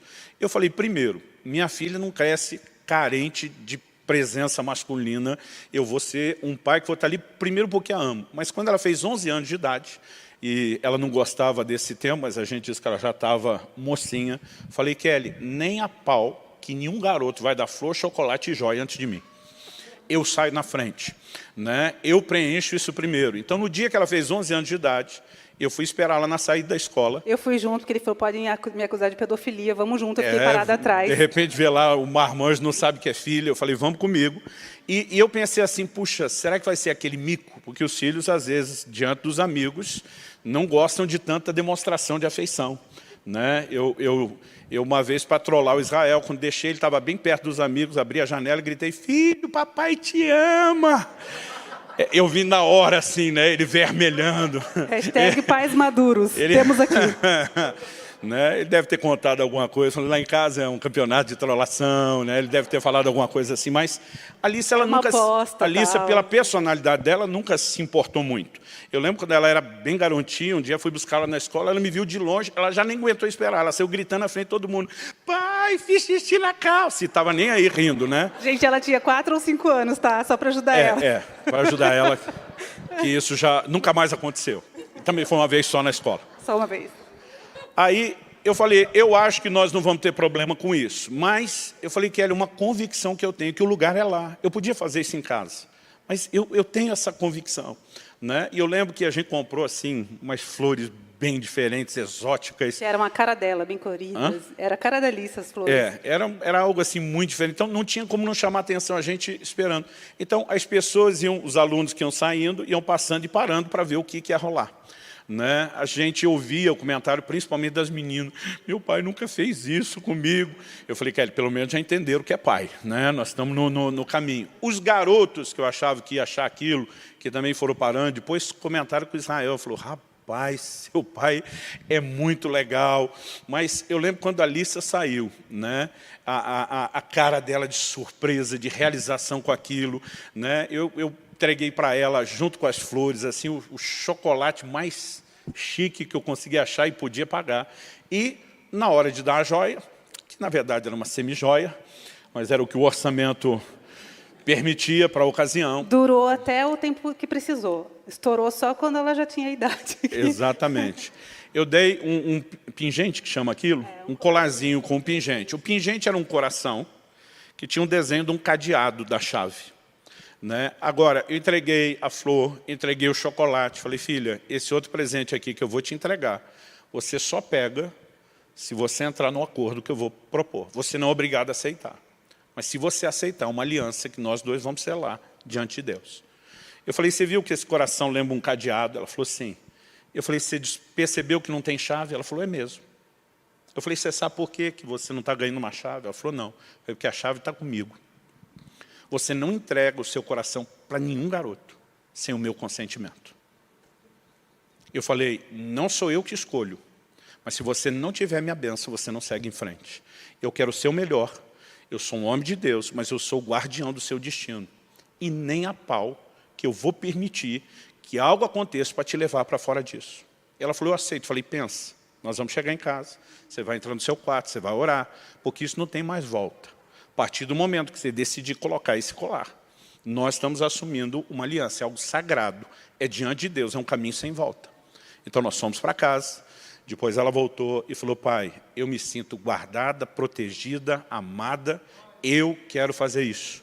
Então eu falei, eu vou colocar o colar em você, né? E nós mantivemos isso. Somente no dia que ela completou 20 anos de idade, né? Ela tomou a decisão de entregar o coração com o meu aval. Nós podemos preparar os filhos num sentido completo, né? E uma coisa interessante, né? O colar realmente não tinha assim tanta qualidade, mas ela tinha o compromisso até os 18. E o Espírito Santo pediu para ela alguns meses a mais. E aí eu lembro que quando terminou esse tempo, o colar estourou. Profético ou não? Profético, né? E o interessante é que naqueles meses a mais, ela estava num ambiente, né, que a maioria dos meninos que ela se interessasse estavam todos se preparando para o ministério, né? Era algo muito fácil da gente dizer sim, mas Deus pediu uma prorrogação. Quando venceu a prorrogação, ela voltou para casa por causa da pandemia, terminar online, né? E hoje a gente consegue perceber como Deus gerenciou isso tudo para que as coisas acontecessem da forma certa. Agora, depois da salvação, do enchimento com o Espírito Santo, né, eu nunca orei tanto por meus filhos, por outro motivo, a não ser que eles vivessem um propósito e que eles casassem direito. Né? Uma vida inteira de oração, de intercessão, de conselhos. Então, nós podemos cooperar para que eles atinjam o alvo. Vamos correr, porque nós só falamos da primeira parte. Segunda parte, a preparação das flechas, né? Eu acredito que a gente precisa entender aspectos da educação como um todo, né? Eu já vi muito pai dizer, poxa, pastor, está lá na Bíblia, a promessa de Deus, ensina a criança no caminho que deve andar, e até quando for velho, não desviará dele, Provérbios 22, 5 ou 6. Hoje eu estou confundindo o 5 e o 6. Né? Mas, às vezes, esses pais diziam, eu criei meu filho na igreja, e agora está desviado. O criar não é só levar no culto, gente. Ensinar o caminho que deve andar é algo diário. Né? Nós vemos o livro de Deuteronômio, Deus dizia o seguinte, você vai falar da palavra, quando se levantar e quando se deitar, em casa, andando pelo caminho. É uma saturação total, noite e dia incessante. Alguns pais eles dizem, não, mas eu levava na igreja. Mas nem eles buscavam a Deus, nem eles davam exemplo de cristianismo e caráter. Um dia perguntaram para mim e para a Kelly, o que vocês acreditam ser um dos fatores que mais marca a vida dos filhos? Nós respondemos junto, parecia um coro, e a gente nem tinha conversado sobre isso. Exemplo. Né? Se nós queremos que os filhos sejam crentes, nós temos que ser primeiro, gente. Não adianta querer levar os filhos a viver algo em Deus que nós não nos propusemos a entrar. Então, esse ensina a criança o caminho que deve andar, não são conselhos ocasionais. É uma vida de orientação. É acompanhá-los em todo o processo. Né? Então, você me pergunta, pastor, o senhor tem medo dos seus filhos desviar? Não. Né? Porque eu sei das marcas que nós colocamos, eu sei das experiências que eles tiveram, eu sei da cobertura de intercessão que vão ter o resto da vida, não significa que eles não tenham livre-arbítrio, mas eles não têm motivo para brincar com esse tipo de coisa. Né? Então, a educação, ela envolve, não é só ensinar ética, é lógico que no dia a dia nós vamos ter que ensinar isso. Kelly, uma vez, na hora de levar a Alissa para o Belas Artes, ela estava sem o carro, não me lembro o que aconteceu, acho que eu tive que usar no dia, e ela decidiu ir de ônibus. E ela percebeu, a Alissa era bem novinha ainda, né, que a Alissa, nisso ela herdou da mãe, a Kelly, eu brinco, ela não tem olfato, ela tem superpoderes no olfato. Né? A capacidade assim, de sentir os cheiros à distância com muita precisão é importante. E ela percebeu que ele estava fazendo careta. Né? E ela está dizendo, não estou gostando dos cheiros dentro do ônibus. Porque era aquele horário que fica bem lotado, sabe? Que todo mundo vai para o trabalho junto e a gente estava lá. Conta você a história. Então, eu cresci andando de ônibus, e o Luciano também. E a gente casou, a gente andou de ônibus, e a gente andou muito de ônibus. E os nossos filhos nasceram num período que a gente já não andava mais tanto de ônibus. A gente tinha um carro, então a gente se virava. A maior parte do tempo estávamos sempre ou de carona, ou com o carro, enfim. E aí, esse dia que eu fui levá-la, porque foi uma emergência, eu percebi que ela não sabia andar de ônibus. E eu falei para o Luciano, mesmo tendo carro em casa, amor, eu vou levá-la de ônibus agora, até ela virar gente. Porque precisa aprender a andar de ônibus. E aí, ela entrava, e foi muito... A primeira vez, ela fez ânsia. Ela, tipo, é muito difícil, eu não vou conseguir respirar nesse lugar. Eu falei, não vai morrer, não vai morrer, fica aí. E ela tinha 6 para 7 anos. Eu falei, você vai sobreviver, todo mundo aqui sobrevive. Não pense que o ar aqui está igual para todo mundo, e todo mundo está aqui. Então, vamos nessa. E aí, a gente foi por vários meses, né, sempre pegando aqueles horários lotados, e eu fui mostrando para ela. Eu falei, sabe, Alice, é tão legal a gente estar num ônibus cheio de gente.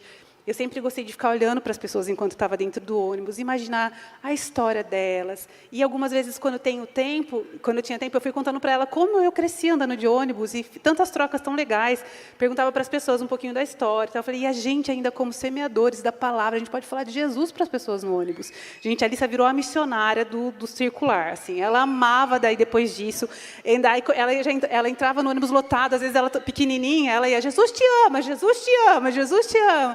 E ela amava quando ela sentava sempre no assento preferencial para ela poder levantar e dar o lugar. Porque para ela, eu ensinei sobre isso, eu falei, filha, não importa onde você estiver, né, qual assento você tiver, entrou uma pessoa que precisa, que é maior que você, mais velho que você vai dar o seu lugar. E você vai segurando bem firme.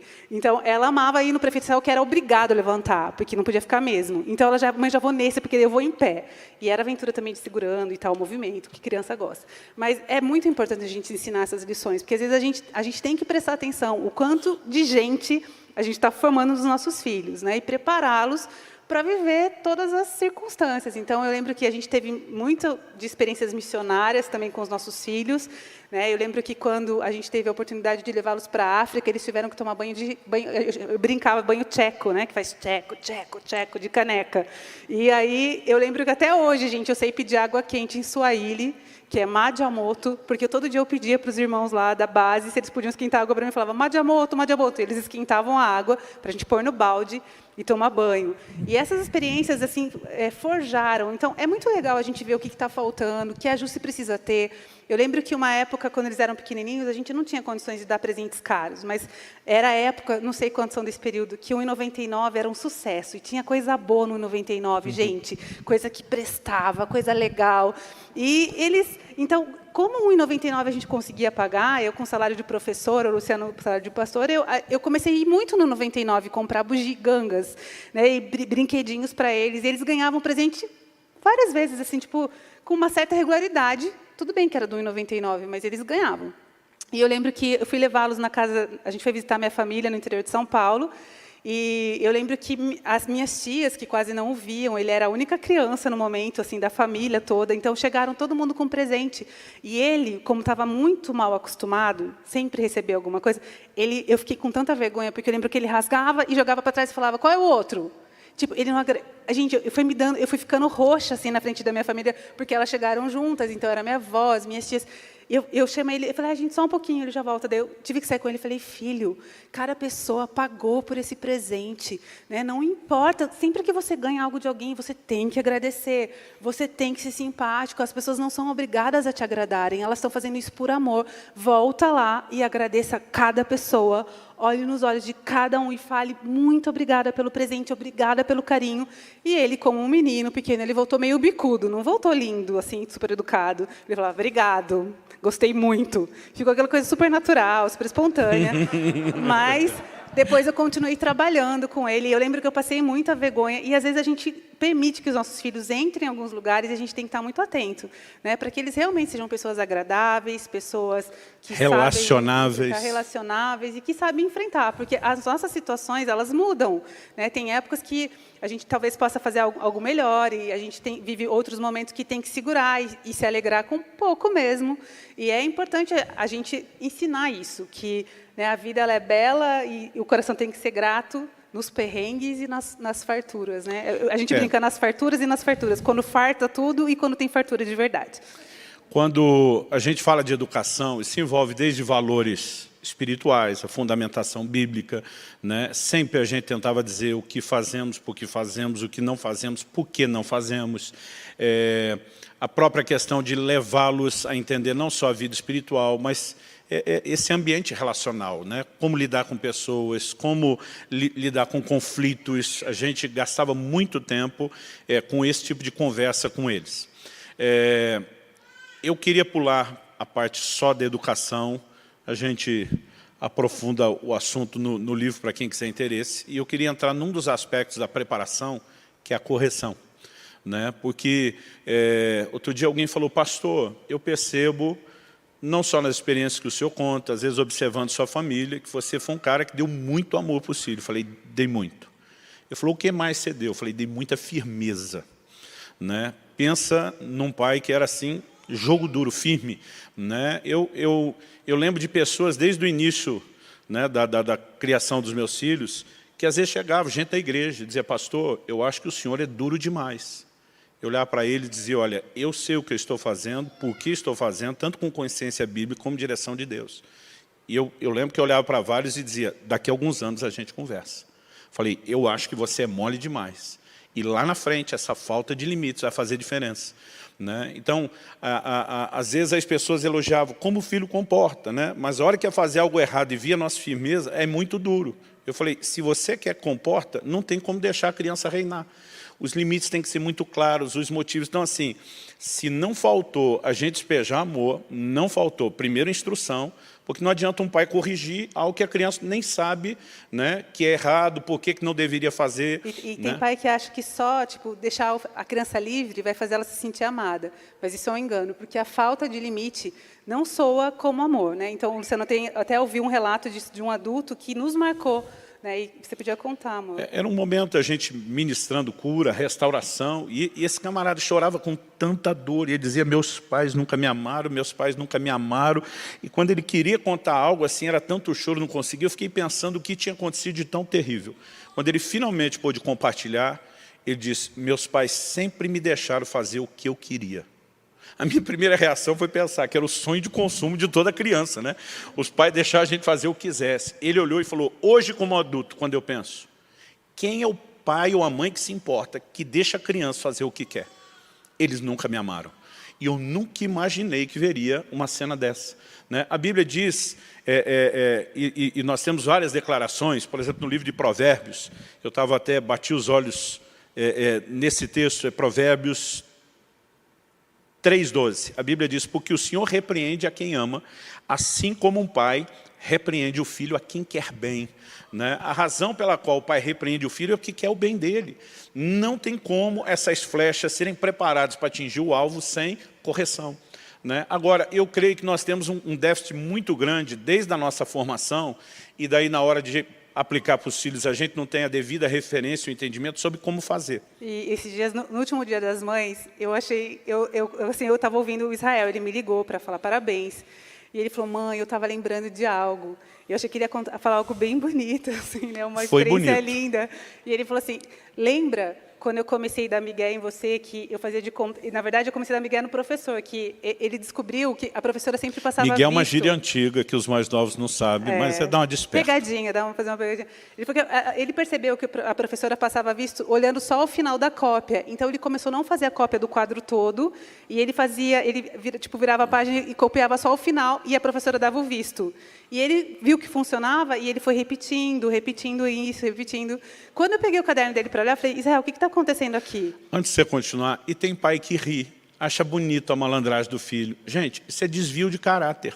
Isso é a natureza adâmica se manifestando, e a gente tem que pôr no lugar. E ele me contando isso no Dia das Mães. Daí, mãe, eu lembro que quando você me pegou, você fez eu passar as férias inteiras passando o caderno a limpo, mesmo eu te explicando que eu não ia mais usar aquela matéria, porque já tinha passado as provas. Eu falei, não tem problema.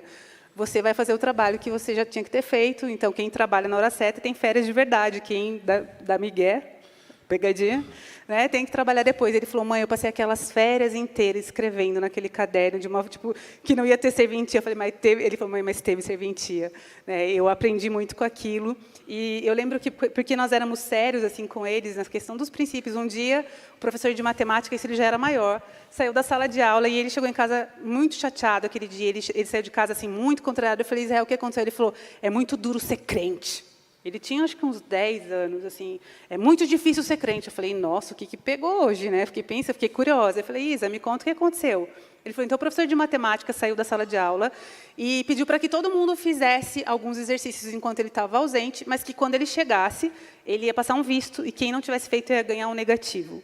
Ele falou que ninguém, absolutamente ninguém, fez o exercício. Ele falou que, simplesmente, a sala virou uma festa.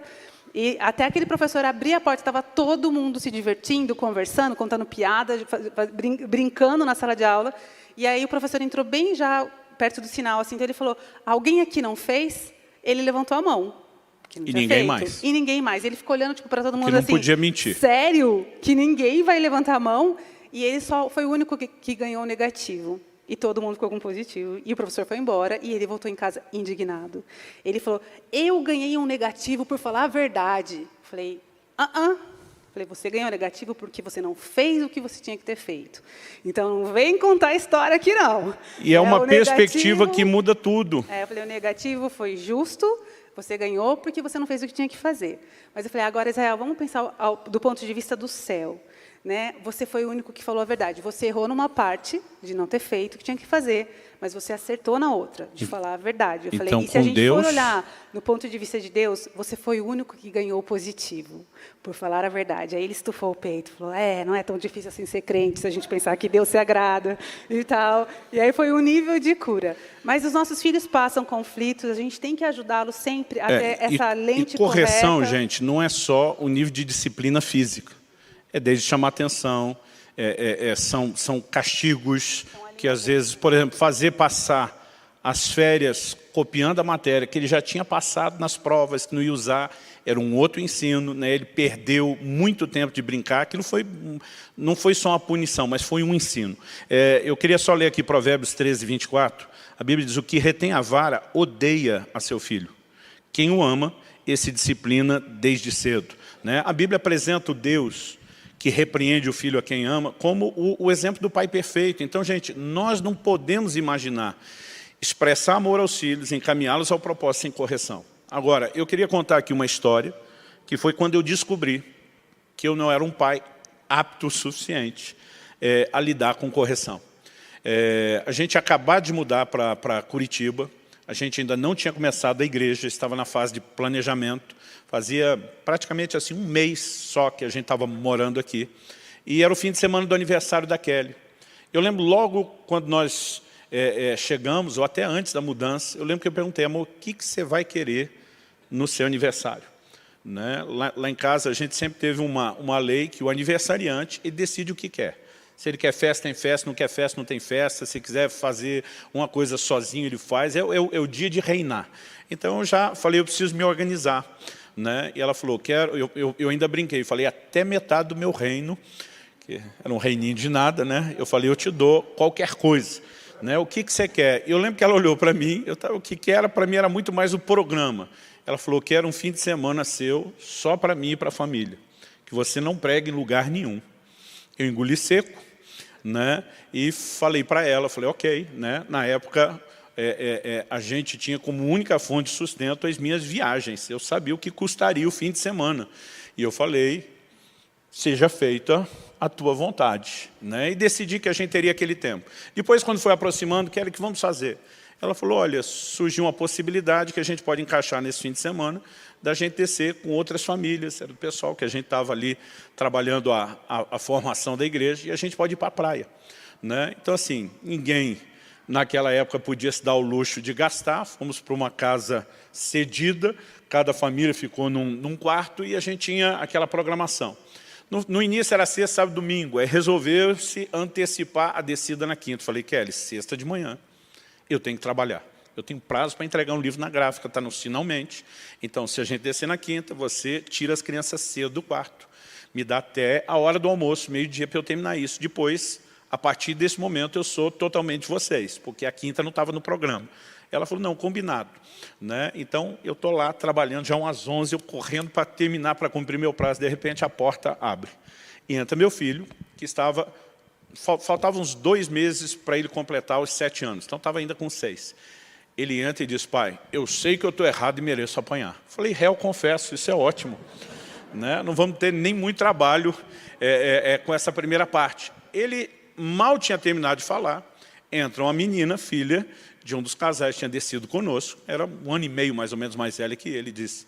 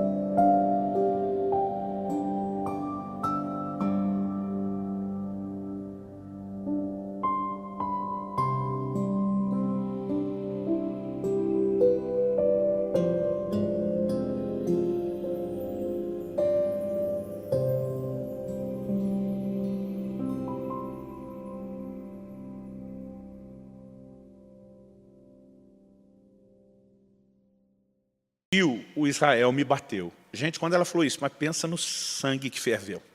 Pensa no vulcão que acendeu. Né? Eu sou daquele temperamento colérico, traduzindo barraqueiro por natureza.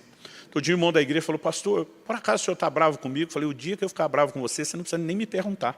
Né? Eu vou ter que exercer um grande domínio próprio para te mostrar uma versão leve disso, mas não tem como não mostrar. E a hora que ele falou isso, o sangue ferveu, porque nós sempre ensinamos os filhos, primeiro, a não brigar. Segundo, eu dizia, filho, em hipótese nenhuma se bate numa mulher. São valores que você imprime desde cedo. Eu falei, não existe essa chance, essa possibilidade em aberto na sua vida, não importa o motivo. E quando ela entra falando aquilo, mas o sangue ferveu, e eu estou, calma, se domina. Eu perguntei para ela o que é que aconteceu. E ela disse assim, eu peguei uma garrafa PET de Coca-Cola, dessas vazias, e dei na cabeça dele. Falei, e daí? Daí que ele tomou da minha mão e deu de volta. Falei, até aí está tudo certo. Ele falou, claro que está, né? Porque era só uma brincadeira. Agora, só porque eu falei para ele, não doeu, eu imagino a cena direitinho das crianças, né? Só porque eu falei para ele, não doeu, ela falou, e claro que não ia doer, aquilo era um plástico vazio, sem nada. Ele pegou o chinelo e deu uma chinelada nas minhas costas, né? Então, ela olhou para mim e disse, eu não dei chinelada nele, se eu desse, ele também tinha direito a dar de volta. Mas não doeu em mim, não doeu nele. Eu olhei e falei, isso é verdade? Baixou a cabeça e disse, é. Eu falei, querida, por favor, deixa eu conversar isso com ele. Enquanto ela foi saindo, fechando a porta, a primeira coisa que eu olhei foi o meu chinelo. E a primeira coisa que eu pensei, tenho vergonha de contar, mas pensei, falei, vou dar uma chinelada nas costas dele para ele ver o que é bom. E a hora que eu mirei aquele chinelo, estou naquela tentativa, se contenha, não é desse jeito, não é dessa forma. Eu respirei fundo, falei, Deus, me ajuda a não pegar o chinelo, não bater com raiva, porque não é a hora de corrigir os filhos quando você está com raiva. Nesse me ajuda, Deus me ajudou mais do que eu esperava. O Espírito Santo disse assim, você está prestes a perder a oportunidade da sua vida de ministrar o coração do seu filho. Então já tinha aquela experiência dos 2 anos e meio, né? E isso marcou Israel, ele se tornou um filho muito obediente. E de repente ele está me dizendo que agora eu estou diante da oportunidade da minha vida e eu levei um susto. Ele diz, ministre o coração dele, não comece corrigindo. Eu lembro que eu falei, filho, você sabe que você vai apanhar. Ele falou, eu sei, pai. Eu falei, você sabe por quê? Porque você me ama, você me ensina. Eu falei, para, você decorou isso, você nunca entendeu isso. Deus me diz para ministrar, eu entendi que ele tinha que entender. Então, quando eu falei, você nunca entendeu isso, o Espírito Santo falou comigo, nem você nunca entendeu isso até hoje. E eu levei um susto. Eu pensei, o negócio está estreito aqui hoje. Eu comecei desde os textos de Provérbios, fui percorrendo a Bíblia até o Novo Testamento, falando sobre correção. Porque primeiro eu perguntei, eu falei, filho, você sabia que foi Deus que mandou os pais corrigir o filho? Ele me olhou e falou, não. Eu falei, então vamos mostrar. Depois de mostrar tudo que era Deus, eu falei, você entende por quê? Agora vamos ver esses textos que falam da consequência de ter ou não ter a correção. E eu comecei a conversar com ele. Eu falei, filho, eu não tenho o menor prazer, a menor alegria em te disciplinar. Eu falei para um pai, eu acho que é muito pior o pai que bate no filho que ele ama, do que você estar na condição de filho apanhando. Falei, eu já estive nos 2 lugares. Falei, filho, se eu pudesse, eu trocava de lugar com você. Ele, sério? Falei, mas não se anima.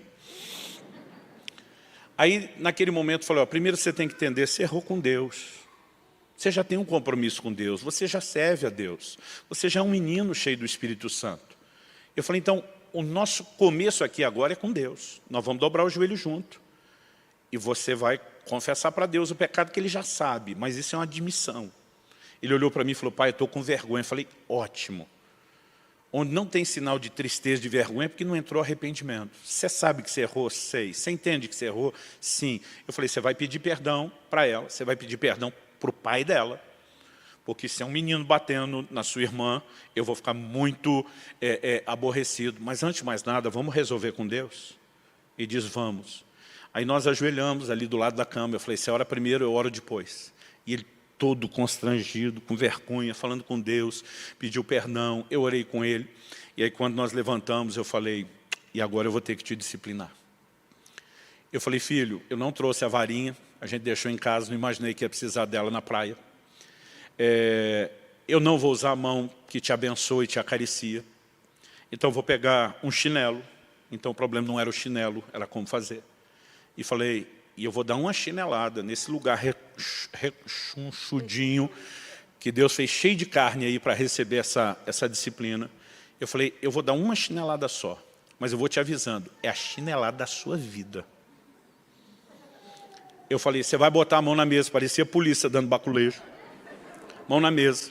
Falei, se você desviar, se você botar a mão, se você correr, só vai piorar. Segura aí, se você segurar vai ser uma bem dada. Alguém falou, pastor, o senhor está tocando terror? Eu falei, agora que você descobriu? Eu falei, vai ser bem dada. Estamos combinado? Combinado, pai. Botou a mão na mesa. Eu falei, nem olha para trás. Olha para frente. E em nome do Senhor dos Exércitos, eu dei uma chinelada bem dada naquele traseiro, na medida do que uma criança de 6 anos podia. A Bíblia diz para não se exceder, para não espancar. Mas assim, também não podia ser só simbólico, ele tinha que sentir aquilo. E eu dei a chinelada. Eu vi que ele mordeu os lábios, ele segurou. Momento nenhum, ele chorou ou gritou da chinelada. Mas ele virou para mim e ele me deu um abraço parecido com aquele dos 2 anos e meio. Até hoje, essa lembrança me emociona. Ele primeiro me abraçou apertado, daí ele soltou um pouquinho e falou, pai, presta atenção.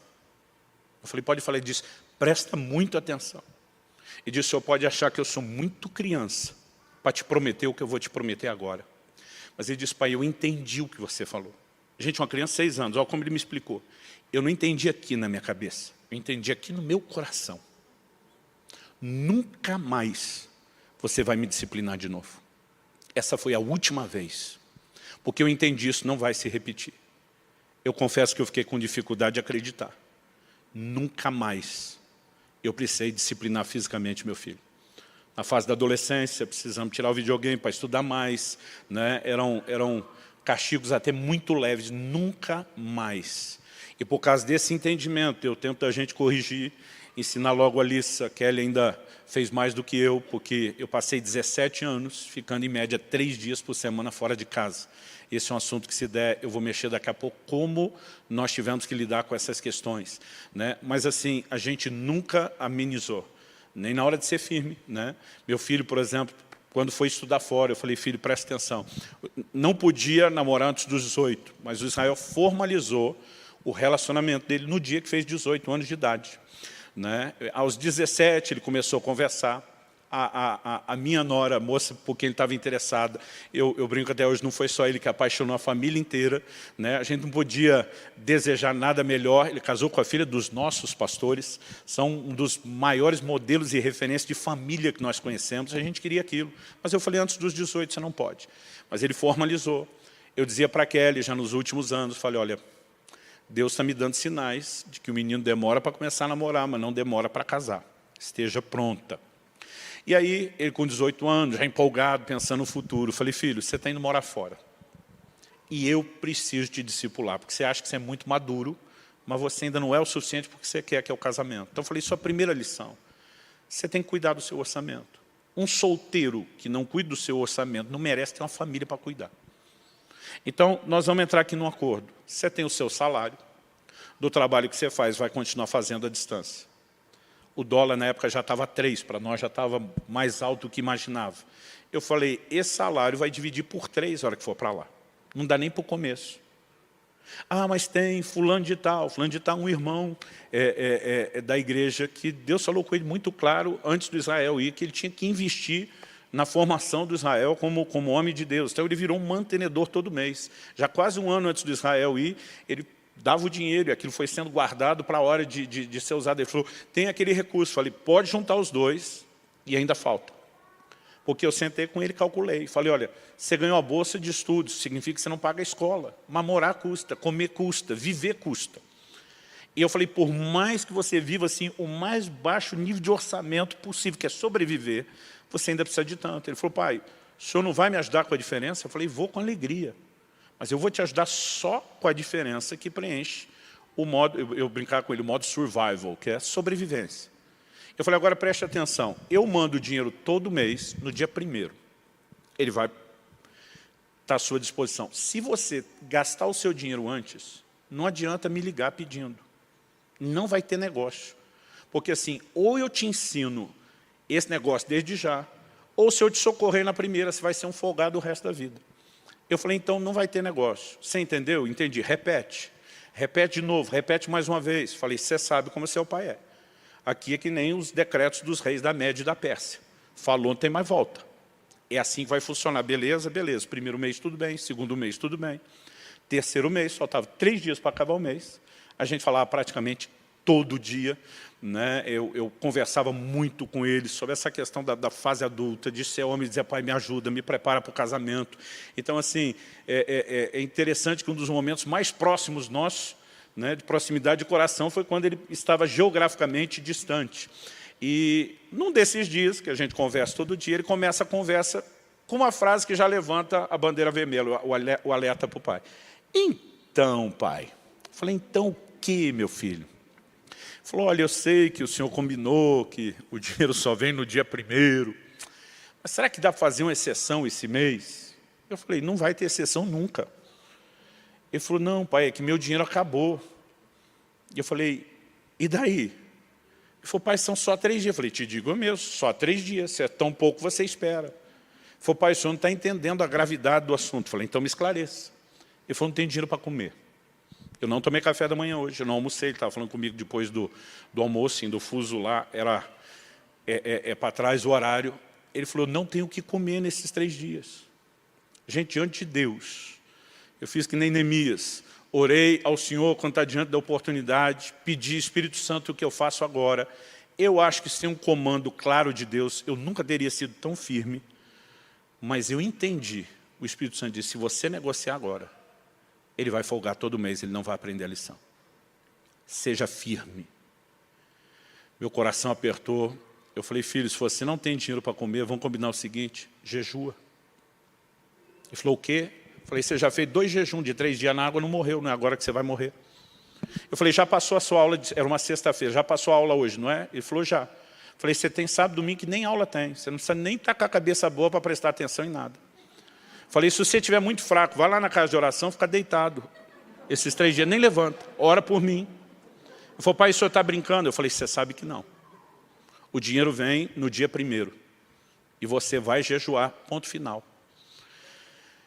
Aí pensei, falei, como é que eu conto isso para Kelly? Eu sabia que mesmo o garoto, já com 18 anos de idade, adulto, falando em casamento, no coração da esposa é sempre meu bebê. E agora quero dar uma palavra muito honesta aos pais e outra às mães. Pais, parte do nosso papel como pai, como figura masculina, é firmeza, é determinar limite, é ser específico no confronto. Mães, parte da missão de vocês é cobrir os filhos de amor e carinho, num nível que nós, os homens, a gente vai expressar isso de outras formas, não podemos fazer. Tudo isso produz equilíbrio. Se não fosse o amor das mães, a gente era todo mundo um bando de lesado. Né? Então, não estou dizendo que isso não é importante, mas a coisa tem ido para um patamar que as mães começam a discutir com os pais na hora deles serem firmes. E porque não entende o papel, atrapalha o papel do outro. Cumpre tão bem o dela. Eu não seria contrária. Se ele tivesse me dito o que ele fez na hora, eu apoiaria, porque eu entendo que o que estava sendo forjado... Mas mesmo assim, não faz mal usar... Mesmo assim, não faz mal usar de sabedoria. Então pensei, como nós vamos conversar disso? E eu cheguei e falei, Kelly, estou tão orgulhoso do seu filho. Você esperou passar os 3 dias. Você não me contou até passar os 3 dias. Não, acho que estava no 3º. Não tinha terminado, mas já estava... Eu falei, estou tão orgulhoso do seu filho. Ela disse, por quê? Eu falei, você acredita que o menino de novo está fazendo um jejum de 3 dias na água? Ela sabia dos 2 primeiros, que ele fez porque quis. Ela, que bênção, glória a Deus. Depois do que bênção, glória a Deus, eu comecei. Eu falei, então, eu tive uma participação nisso. E eu quero que você saiba. Ela falou, você é um pai muito incentivador, seja pelo exemplo. Eu falei, olha, dessa vez não foi só um incentivo, foi meio que uma imposição. Ela, a essa altura, já conhecendo o eleitorado, falou, me conta logo o que é que você fez. Falei, eu mandei ele jejuar. Ela falou, você teve uma palavra de Deus? Eu falei, não tive palavra nenhuma. Eu mandei porque eu quis. Ela diz, vai logo no assunto. Falei, amor, nós tínhamos um acordo sobre a questão do orçamento. Ele furou. Ele queria que eu socorresse. E eu tive um comando de Deus. Falei, meu coração está apertado. está doendo aqui dentro de mim, mas eu tenho a mais absoluta convicção em Deus, que isso é uma das minhas últimas oportunidades didáticas de correção. Não era uma disciplina física, mas de correção, de colocar esse menino no prumo. E ela disse, se você tem essa convicção em Deus, isso me basta. Os princípios estão corretos. Se você fosse só consultar, talvez eu acharia duro demais. Mas ela disse, estamos juntos. Obrigado, Senhor, por esse livramento. Brincadeira, brincadeira. E eu lembro que ainda no domingo, depois da conversa com a Kelly, nós fomos almoçar no restaurante que ele mais gostava. Um dos que ele mais gostava. Ainda tirei uma foto, mandei. Falei, para você saber que não é falta de dinheiro. Nós estamos aqui gastando a grana. E você está aí... Essa parte eu não apoiaria. E você está aí aprendendo. Isso é uma linguagem masculina de trollação. Homens expressam carinho trollando. Mas o que acontece? Gente, isso produziu uma marca tão forte no Israel. E eu lembro que eu falei para ele no telefone. Falei, filho, eu odiava quando meu pai me falava isso. Mas eu vou falar para você. E um dia, você vai não só me entender, você vai me agradecer. Né? O final da história você pode encontrar no livro, ou no Maturidade, eu falo sobre isso, o impacto que isso teve. Então, assim, correção não é só disciplina física, ela também está envolvida, né? Mas existem... Já é essa hora, gente? Existem algumas coisas dentro dessa dinâmica. Vamos para o lado da correção e falar do tempo da aljava rapidinho. Rapidinho. Né? O tempo de espera. Alguns pais acham o máximo que o filho já queria dirigir com 12, 13 anos. Deixa eu dizer uma coisa, você pode até estar ensinando ele numa fazenda, num lugar que não existe risco, mas quanto mais rápido você dá a ele o gosto da coisa, mais difícil é você fazer com que ele espere. Nós temos leis, e a Bíblia nos ensina a nos sujeitar às autoridades. Então, os filhos não podem dirigir antes dos 18, gente. O Israel ganhou um carro de presente, não meu. Alguém ouviu de Deus, decidiu abençoá-lo, era um carrinho legal, que só... Ele tinha 17 anos de idade, não tinha carteira. Um dia ele estava ministrando para os adolescentes, e entrar nessa questão de se guardar para o casamento. Alguém falou, mas e se eu tiver certeza que Deus já me deu a pessoa, que é com ela que eu vou casar? O Israel falou, deixa eu te contar uma coisa. Deus me deu um carro, e ele está lá na garagem, porque eu só posso dirigir ele na hora certa. Até aquilo que Deus dá, tem a hora certa para usar. Né? Então, essas coisas vão se tornando didáticas na formação do caráter. Então, a gente diz, tem que esperar a hora certa de relacionar. Depois dos 18, não quer dizer que tem que namorar com 18, depois dos 18, ainda que tenha achado a pessoa certa, tem que esperar a hora certa de usufruir o que pertence só ao casamento. Não é para comer o bolo antes da festa. Né? Então, a gente conversava essas coisas com muita clareza. E, gente... Às vezes a gente esquece o nível de ansiedade que a gente tinha lá atrás, na adolescência, na juventude, porque a maior parte das coisas que já nos aconteceram estão aguardando acontecer. Eles não têm essa noção de que a vida passa depressa. Né? Muitos de nós, voltando lá atrás, teria curtido muito mais alguns momentos. E às vezes a gente esquece de ir preparando e dizer, olha, Deus determinou, há um momento certo. Né? Então a gente discerniu que aos 18 anos de idade, os dois tinham que estudar fora. A gente sabia que isso não tinha a ver só com o inglês que eles tinham que dominar por causa do futuro, porque o inglês eles podiam dominar sem sair, mas seria uma experiência de amadurecimento. Né? A Kelly ficou impressionada. O Israel, depois de 6 meses estudando fora e voltou para casa, ali só olhava e dizia, quem é você, o que você fez com meu irmão? Né? Porque o tanto que cresceu. Ele ligava para a Kelly e dizia eu que achava que a roupa parecia lavada nas gavetas, ali no armário. Eu achava que a comida se fazia sozinha, que a casa ficava limpa sozinha, porque por mais que ajudasse, nunca pegaram. Eu fui fazer uma visita surpresa para ele, tipo batida policial, assim, que entra, pá, quero ver como que tá. E fui abrindo os armários, tudo, ele não sabia. Ele me buscou no aeroporto achando que ele ia buscar outra pessoa. E ele estava tão convicto que era outra pessoa, ele falou, nossa, você veio no mesmo voo do pastor tal? Eu falei, não, eu sou o pastor tal, né? Uma surpresa!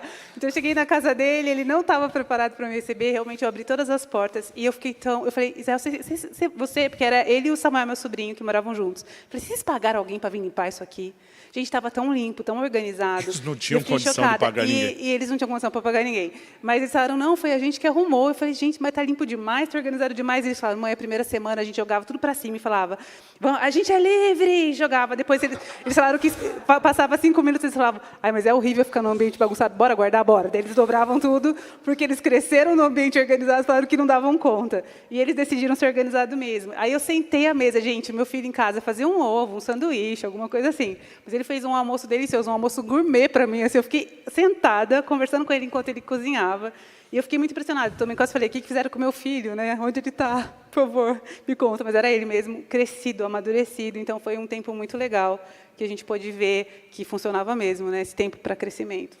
A gente discerniu isso. Então, ao longo do caminho, por exemplo, quando eu tinha 15 anos de idade, que foi quando eu fui cheio do Espírito Santo, eu lembro, trabalhava, estudava, era envolvido na igreja, a vida já era corrida, mas qualquer tempo livre que eu tinha, minha diversão de um adolescente de 15 anos, né, eu peguei aquela época dos freestyle, das bikes, das bicicletas, aquilo era, né, a BMX era mais o que eles chamavam do bicicross, o nosso do freestyle era uma outra modalidade, mas eu amava aquilo, mas eu recém-batizado no Espírito Santo, no mesmo fim de semana, um camarada pregou sobre colocar o Isaac no altar.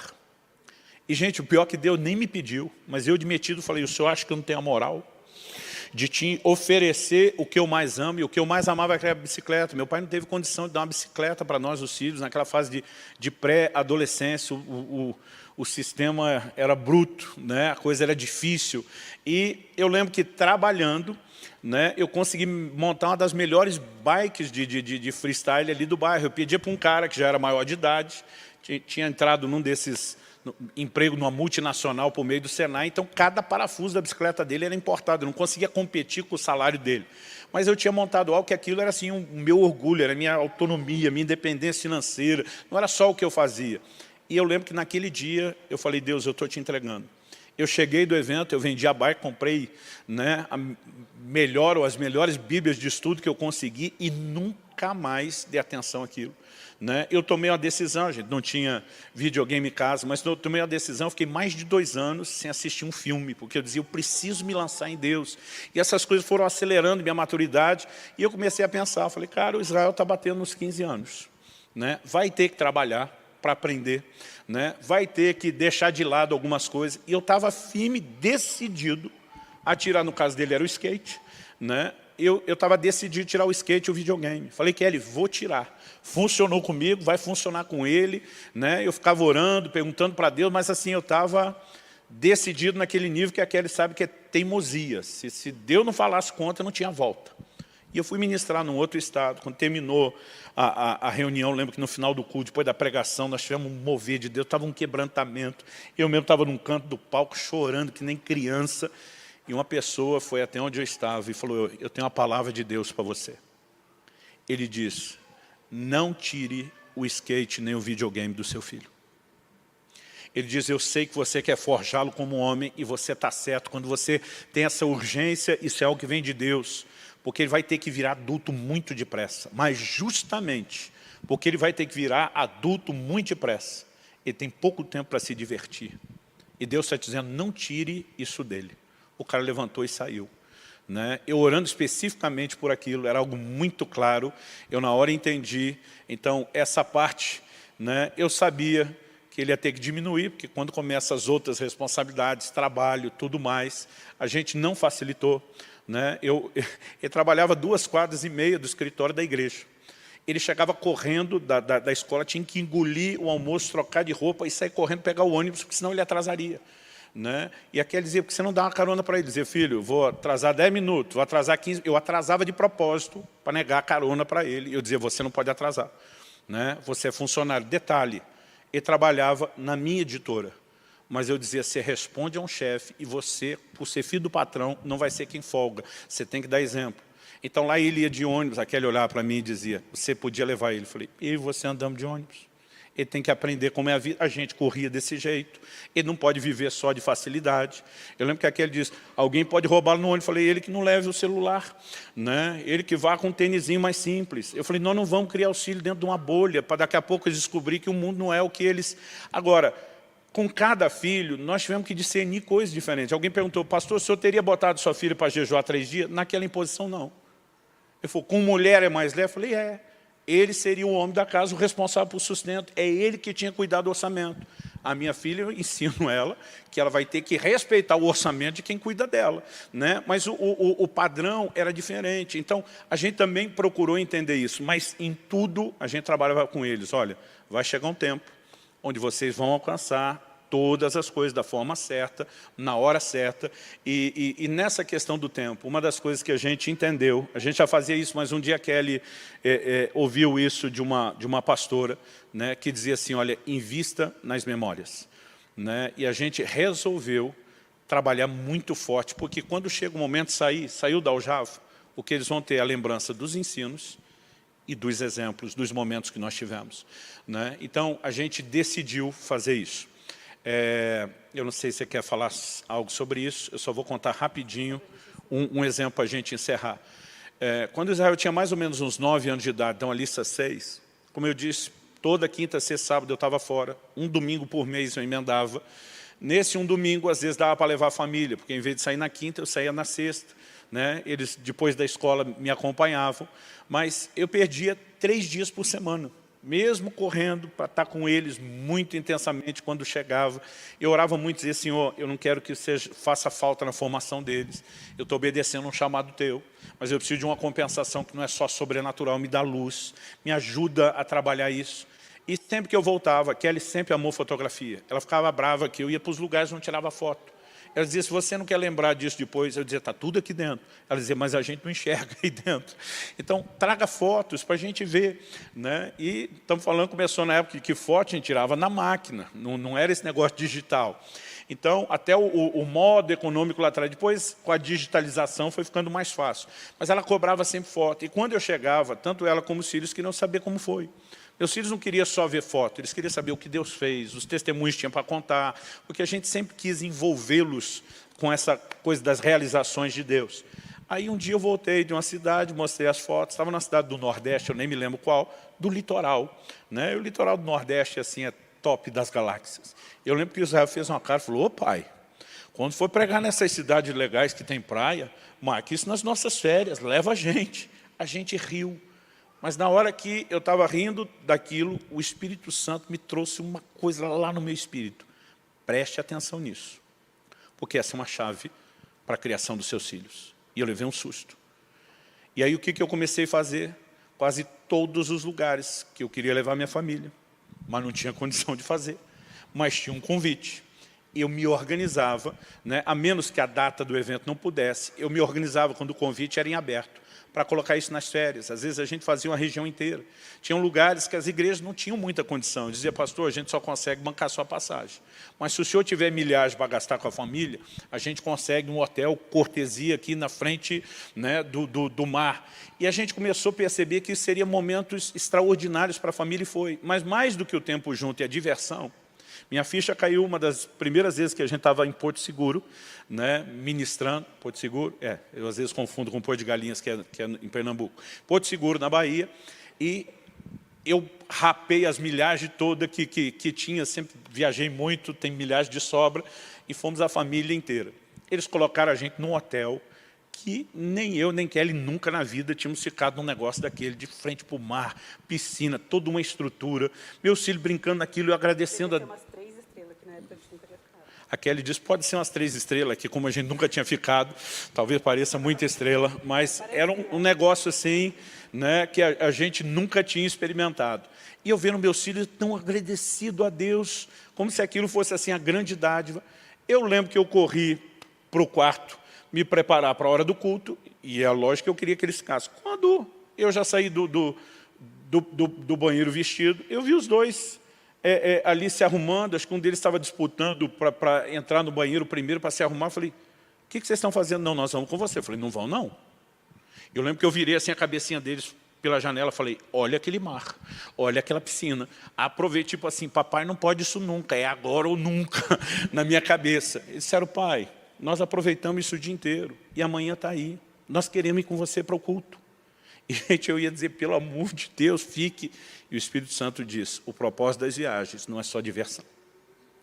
É a hora de você discipular os seus filhos. Eu lembro que um deles, não sei se foi Israel, Alice, disse, se você for curar os doentes, nós queremos ajudar.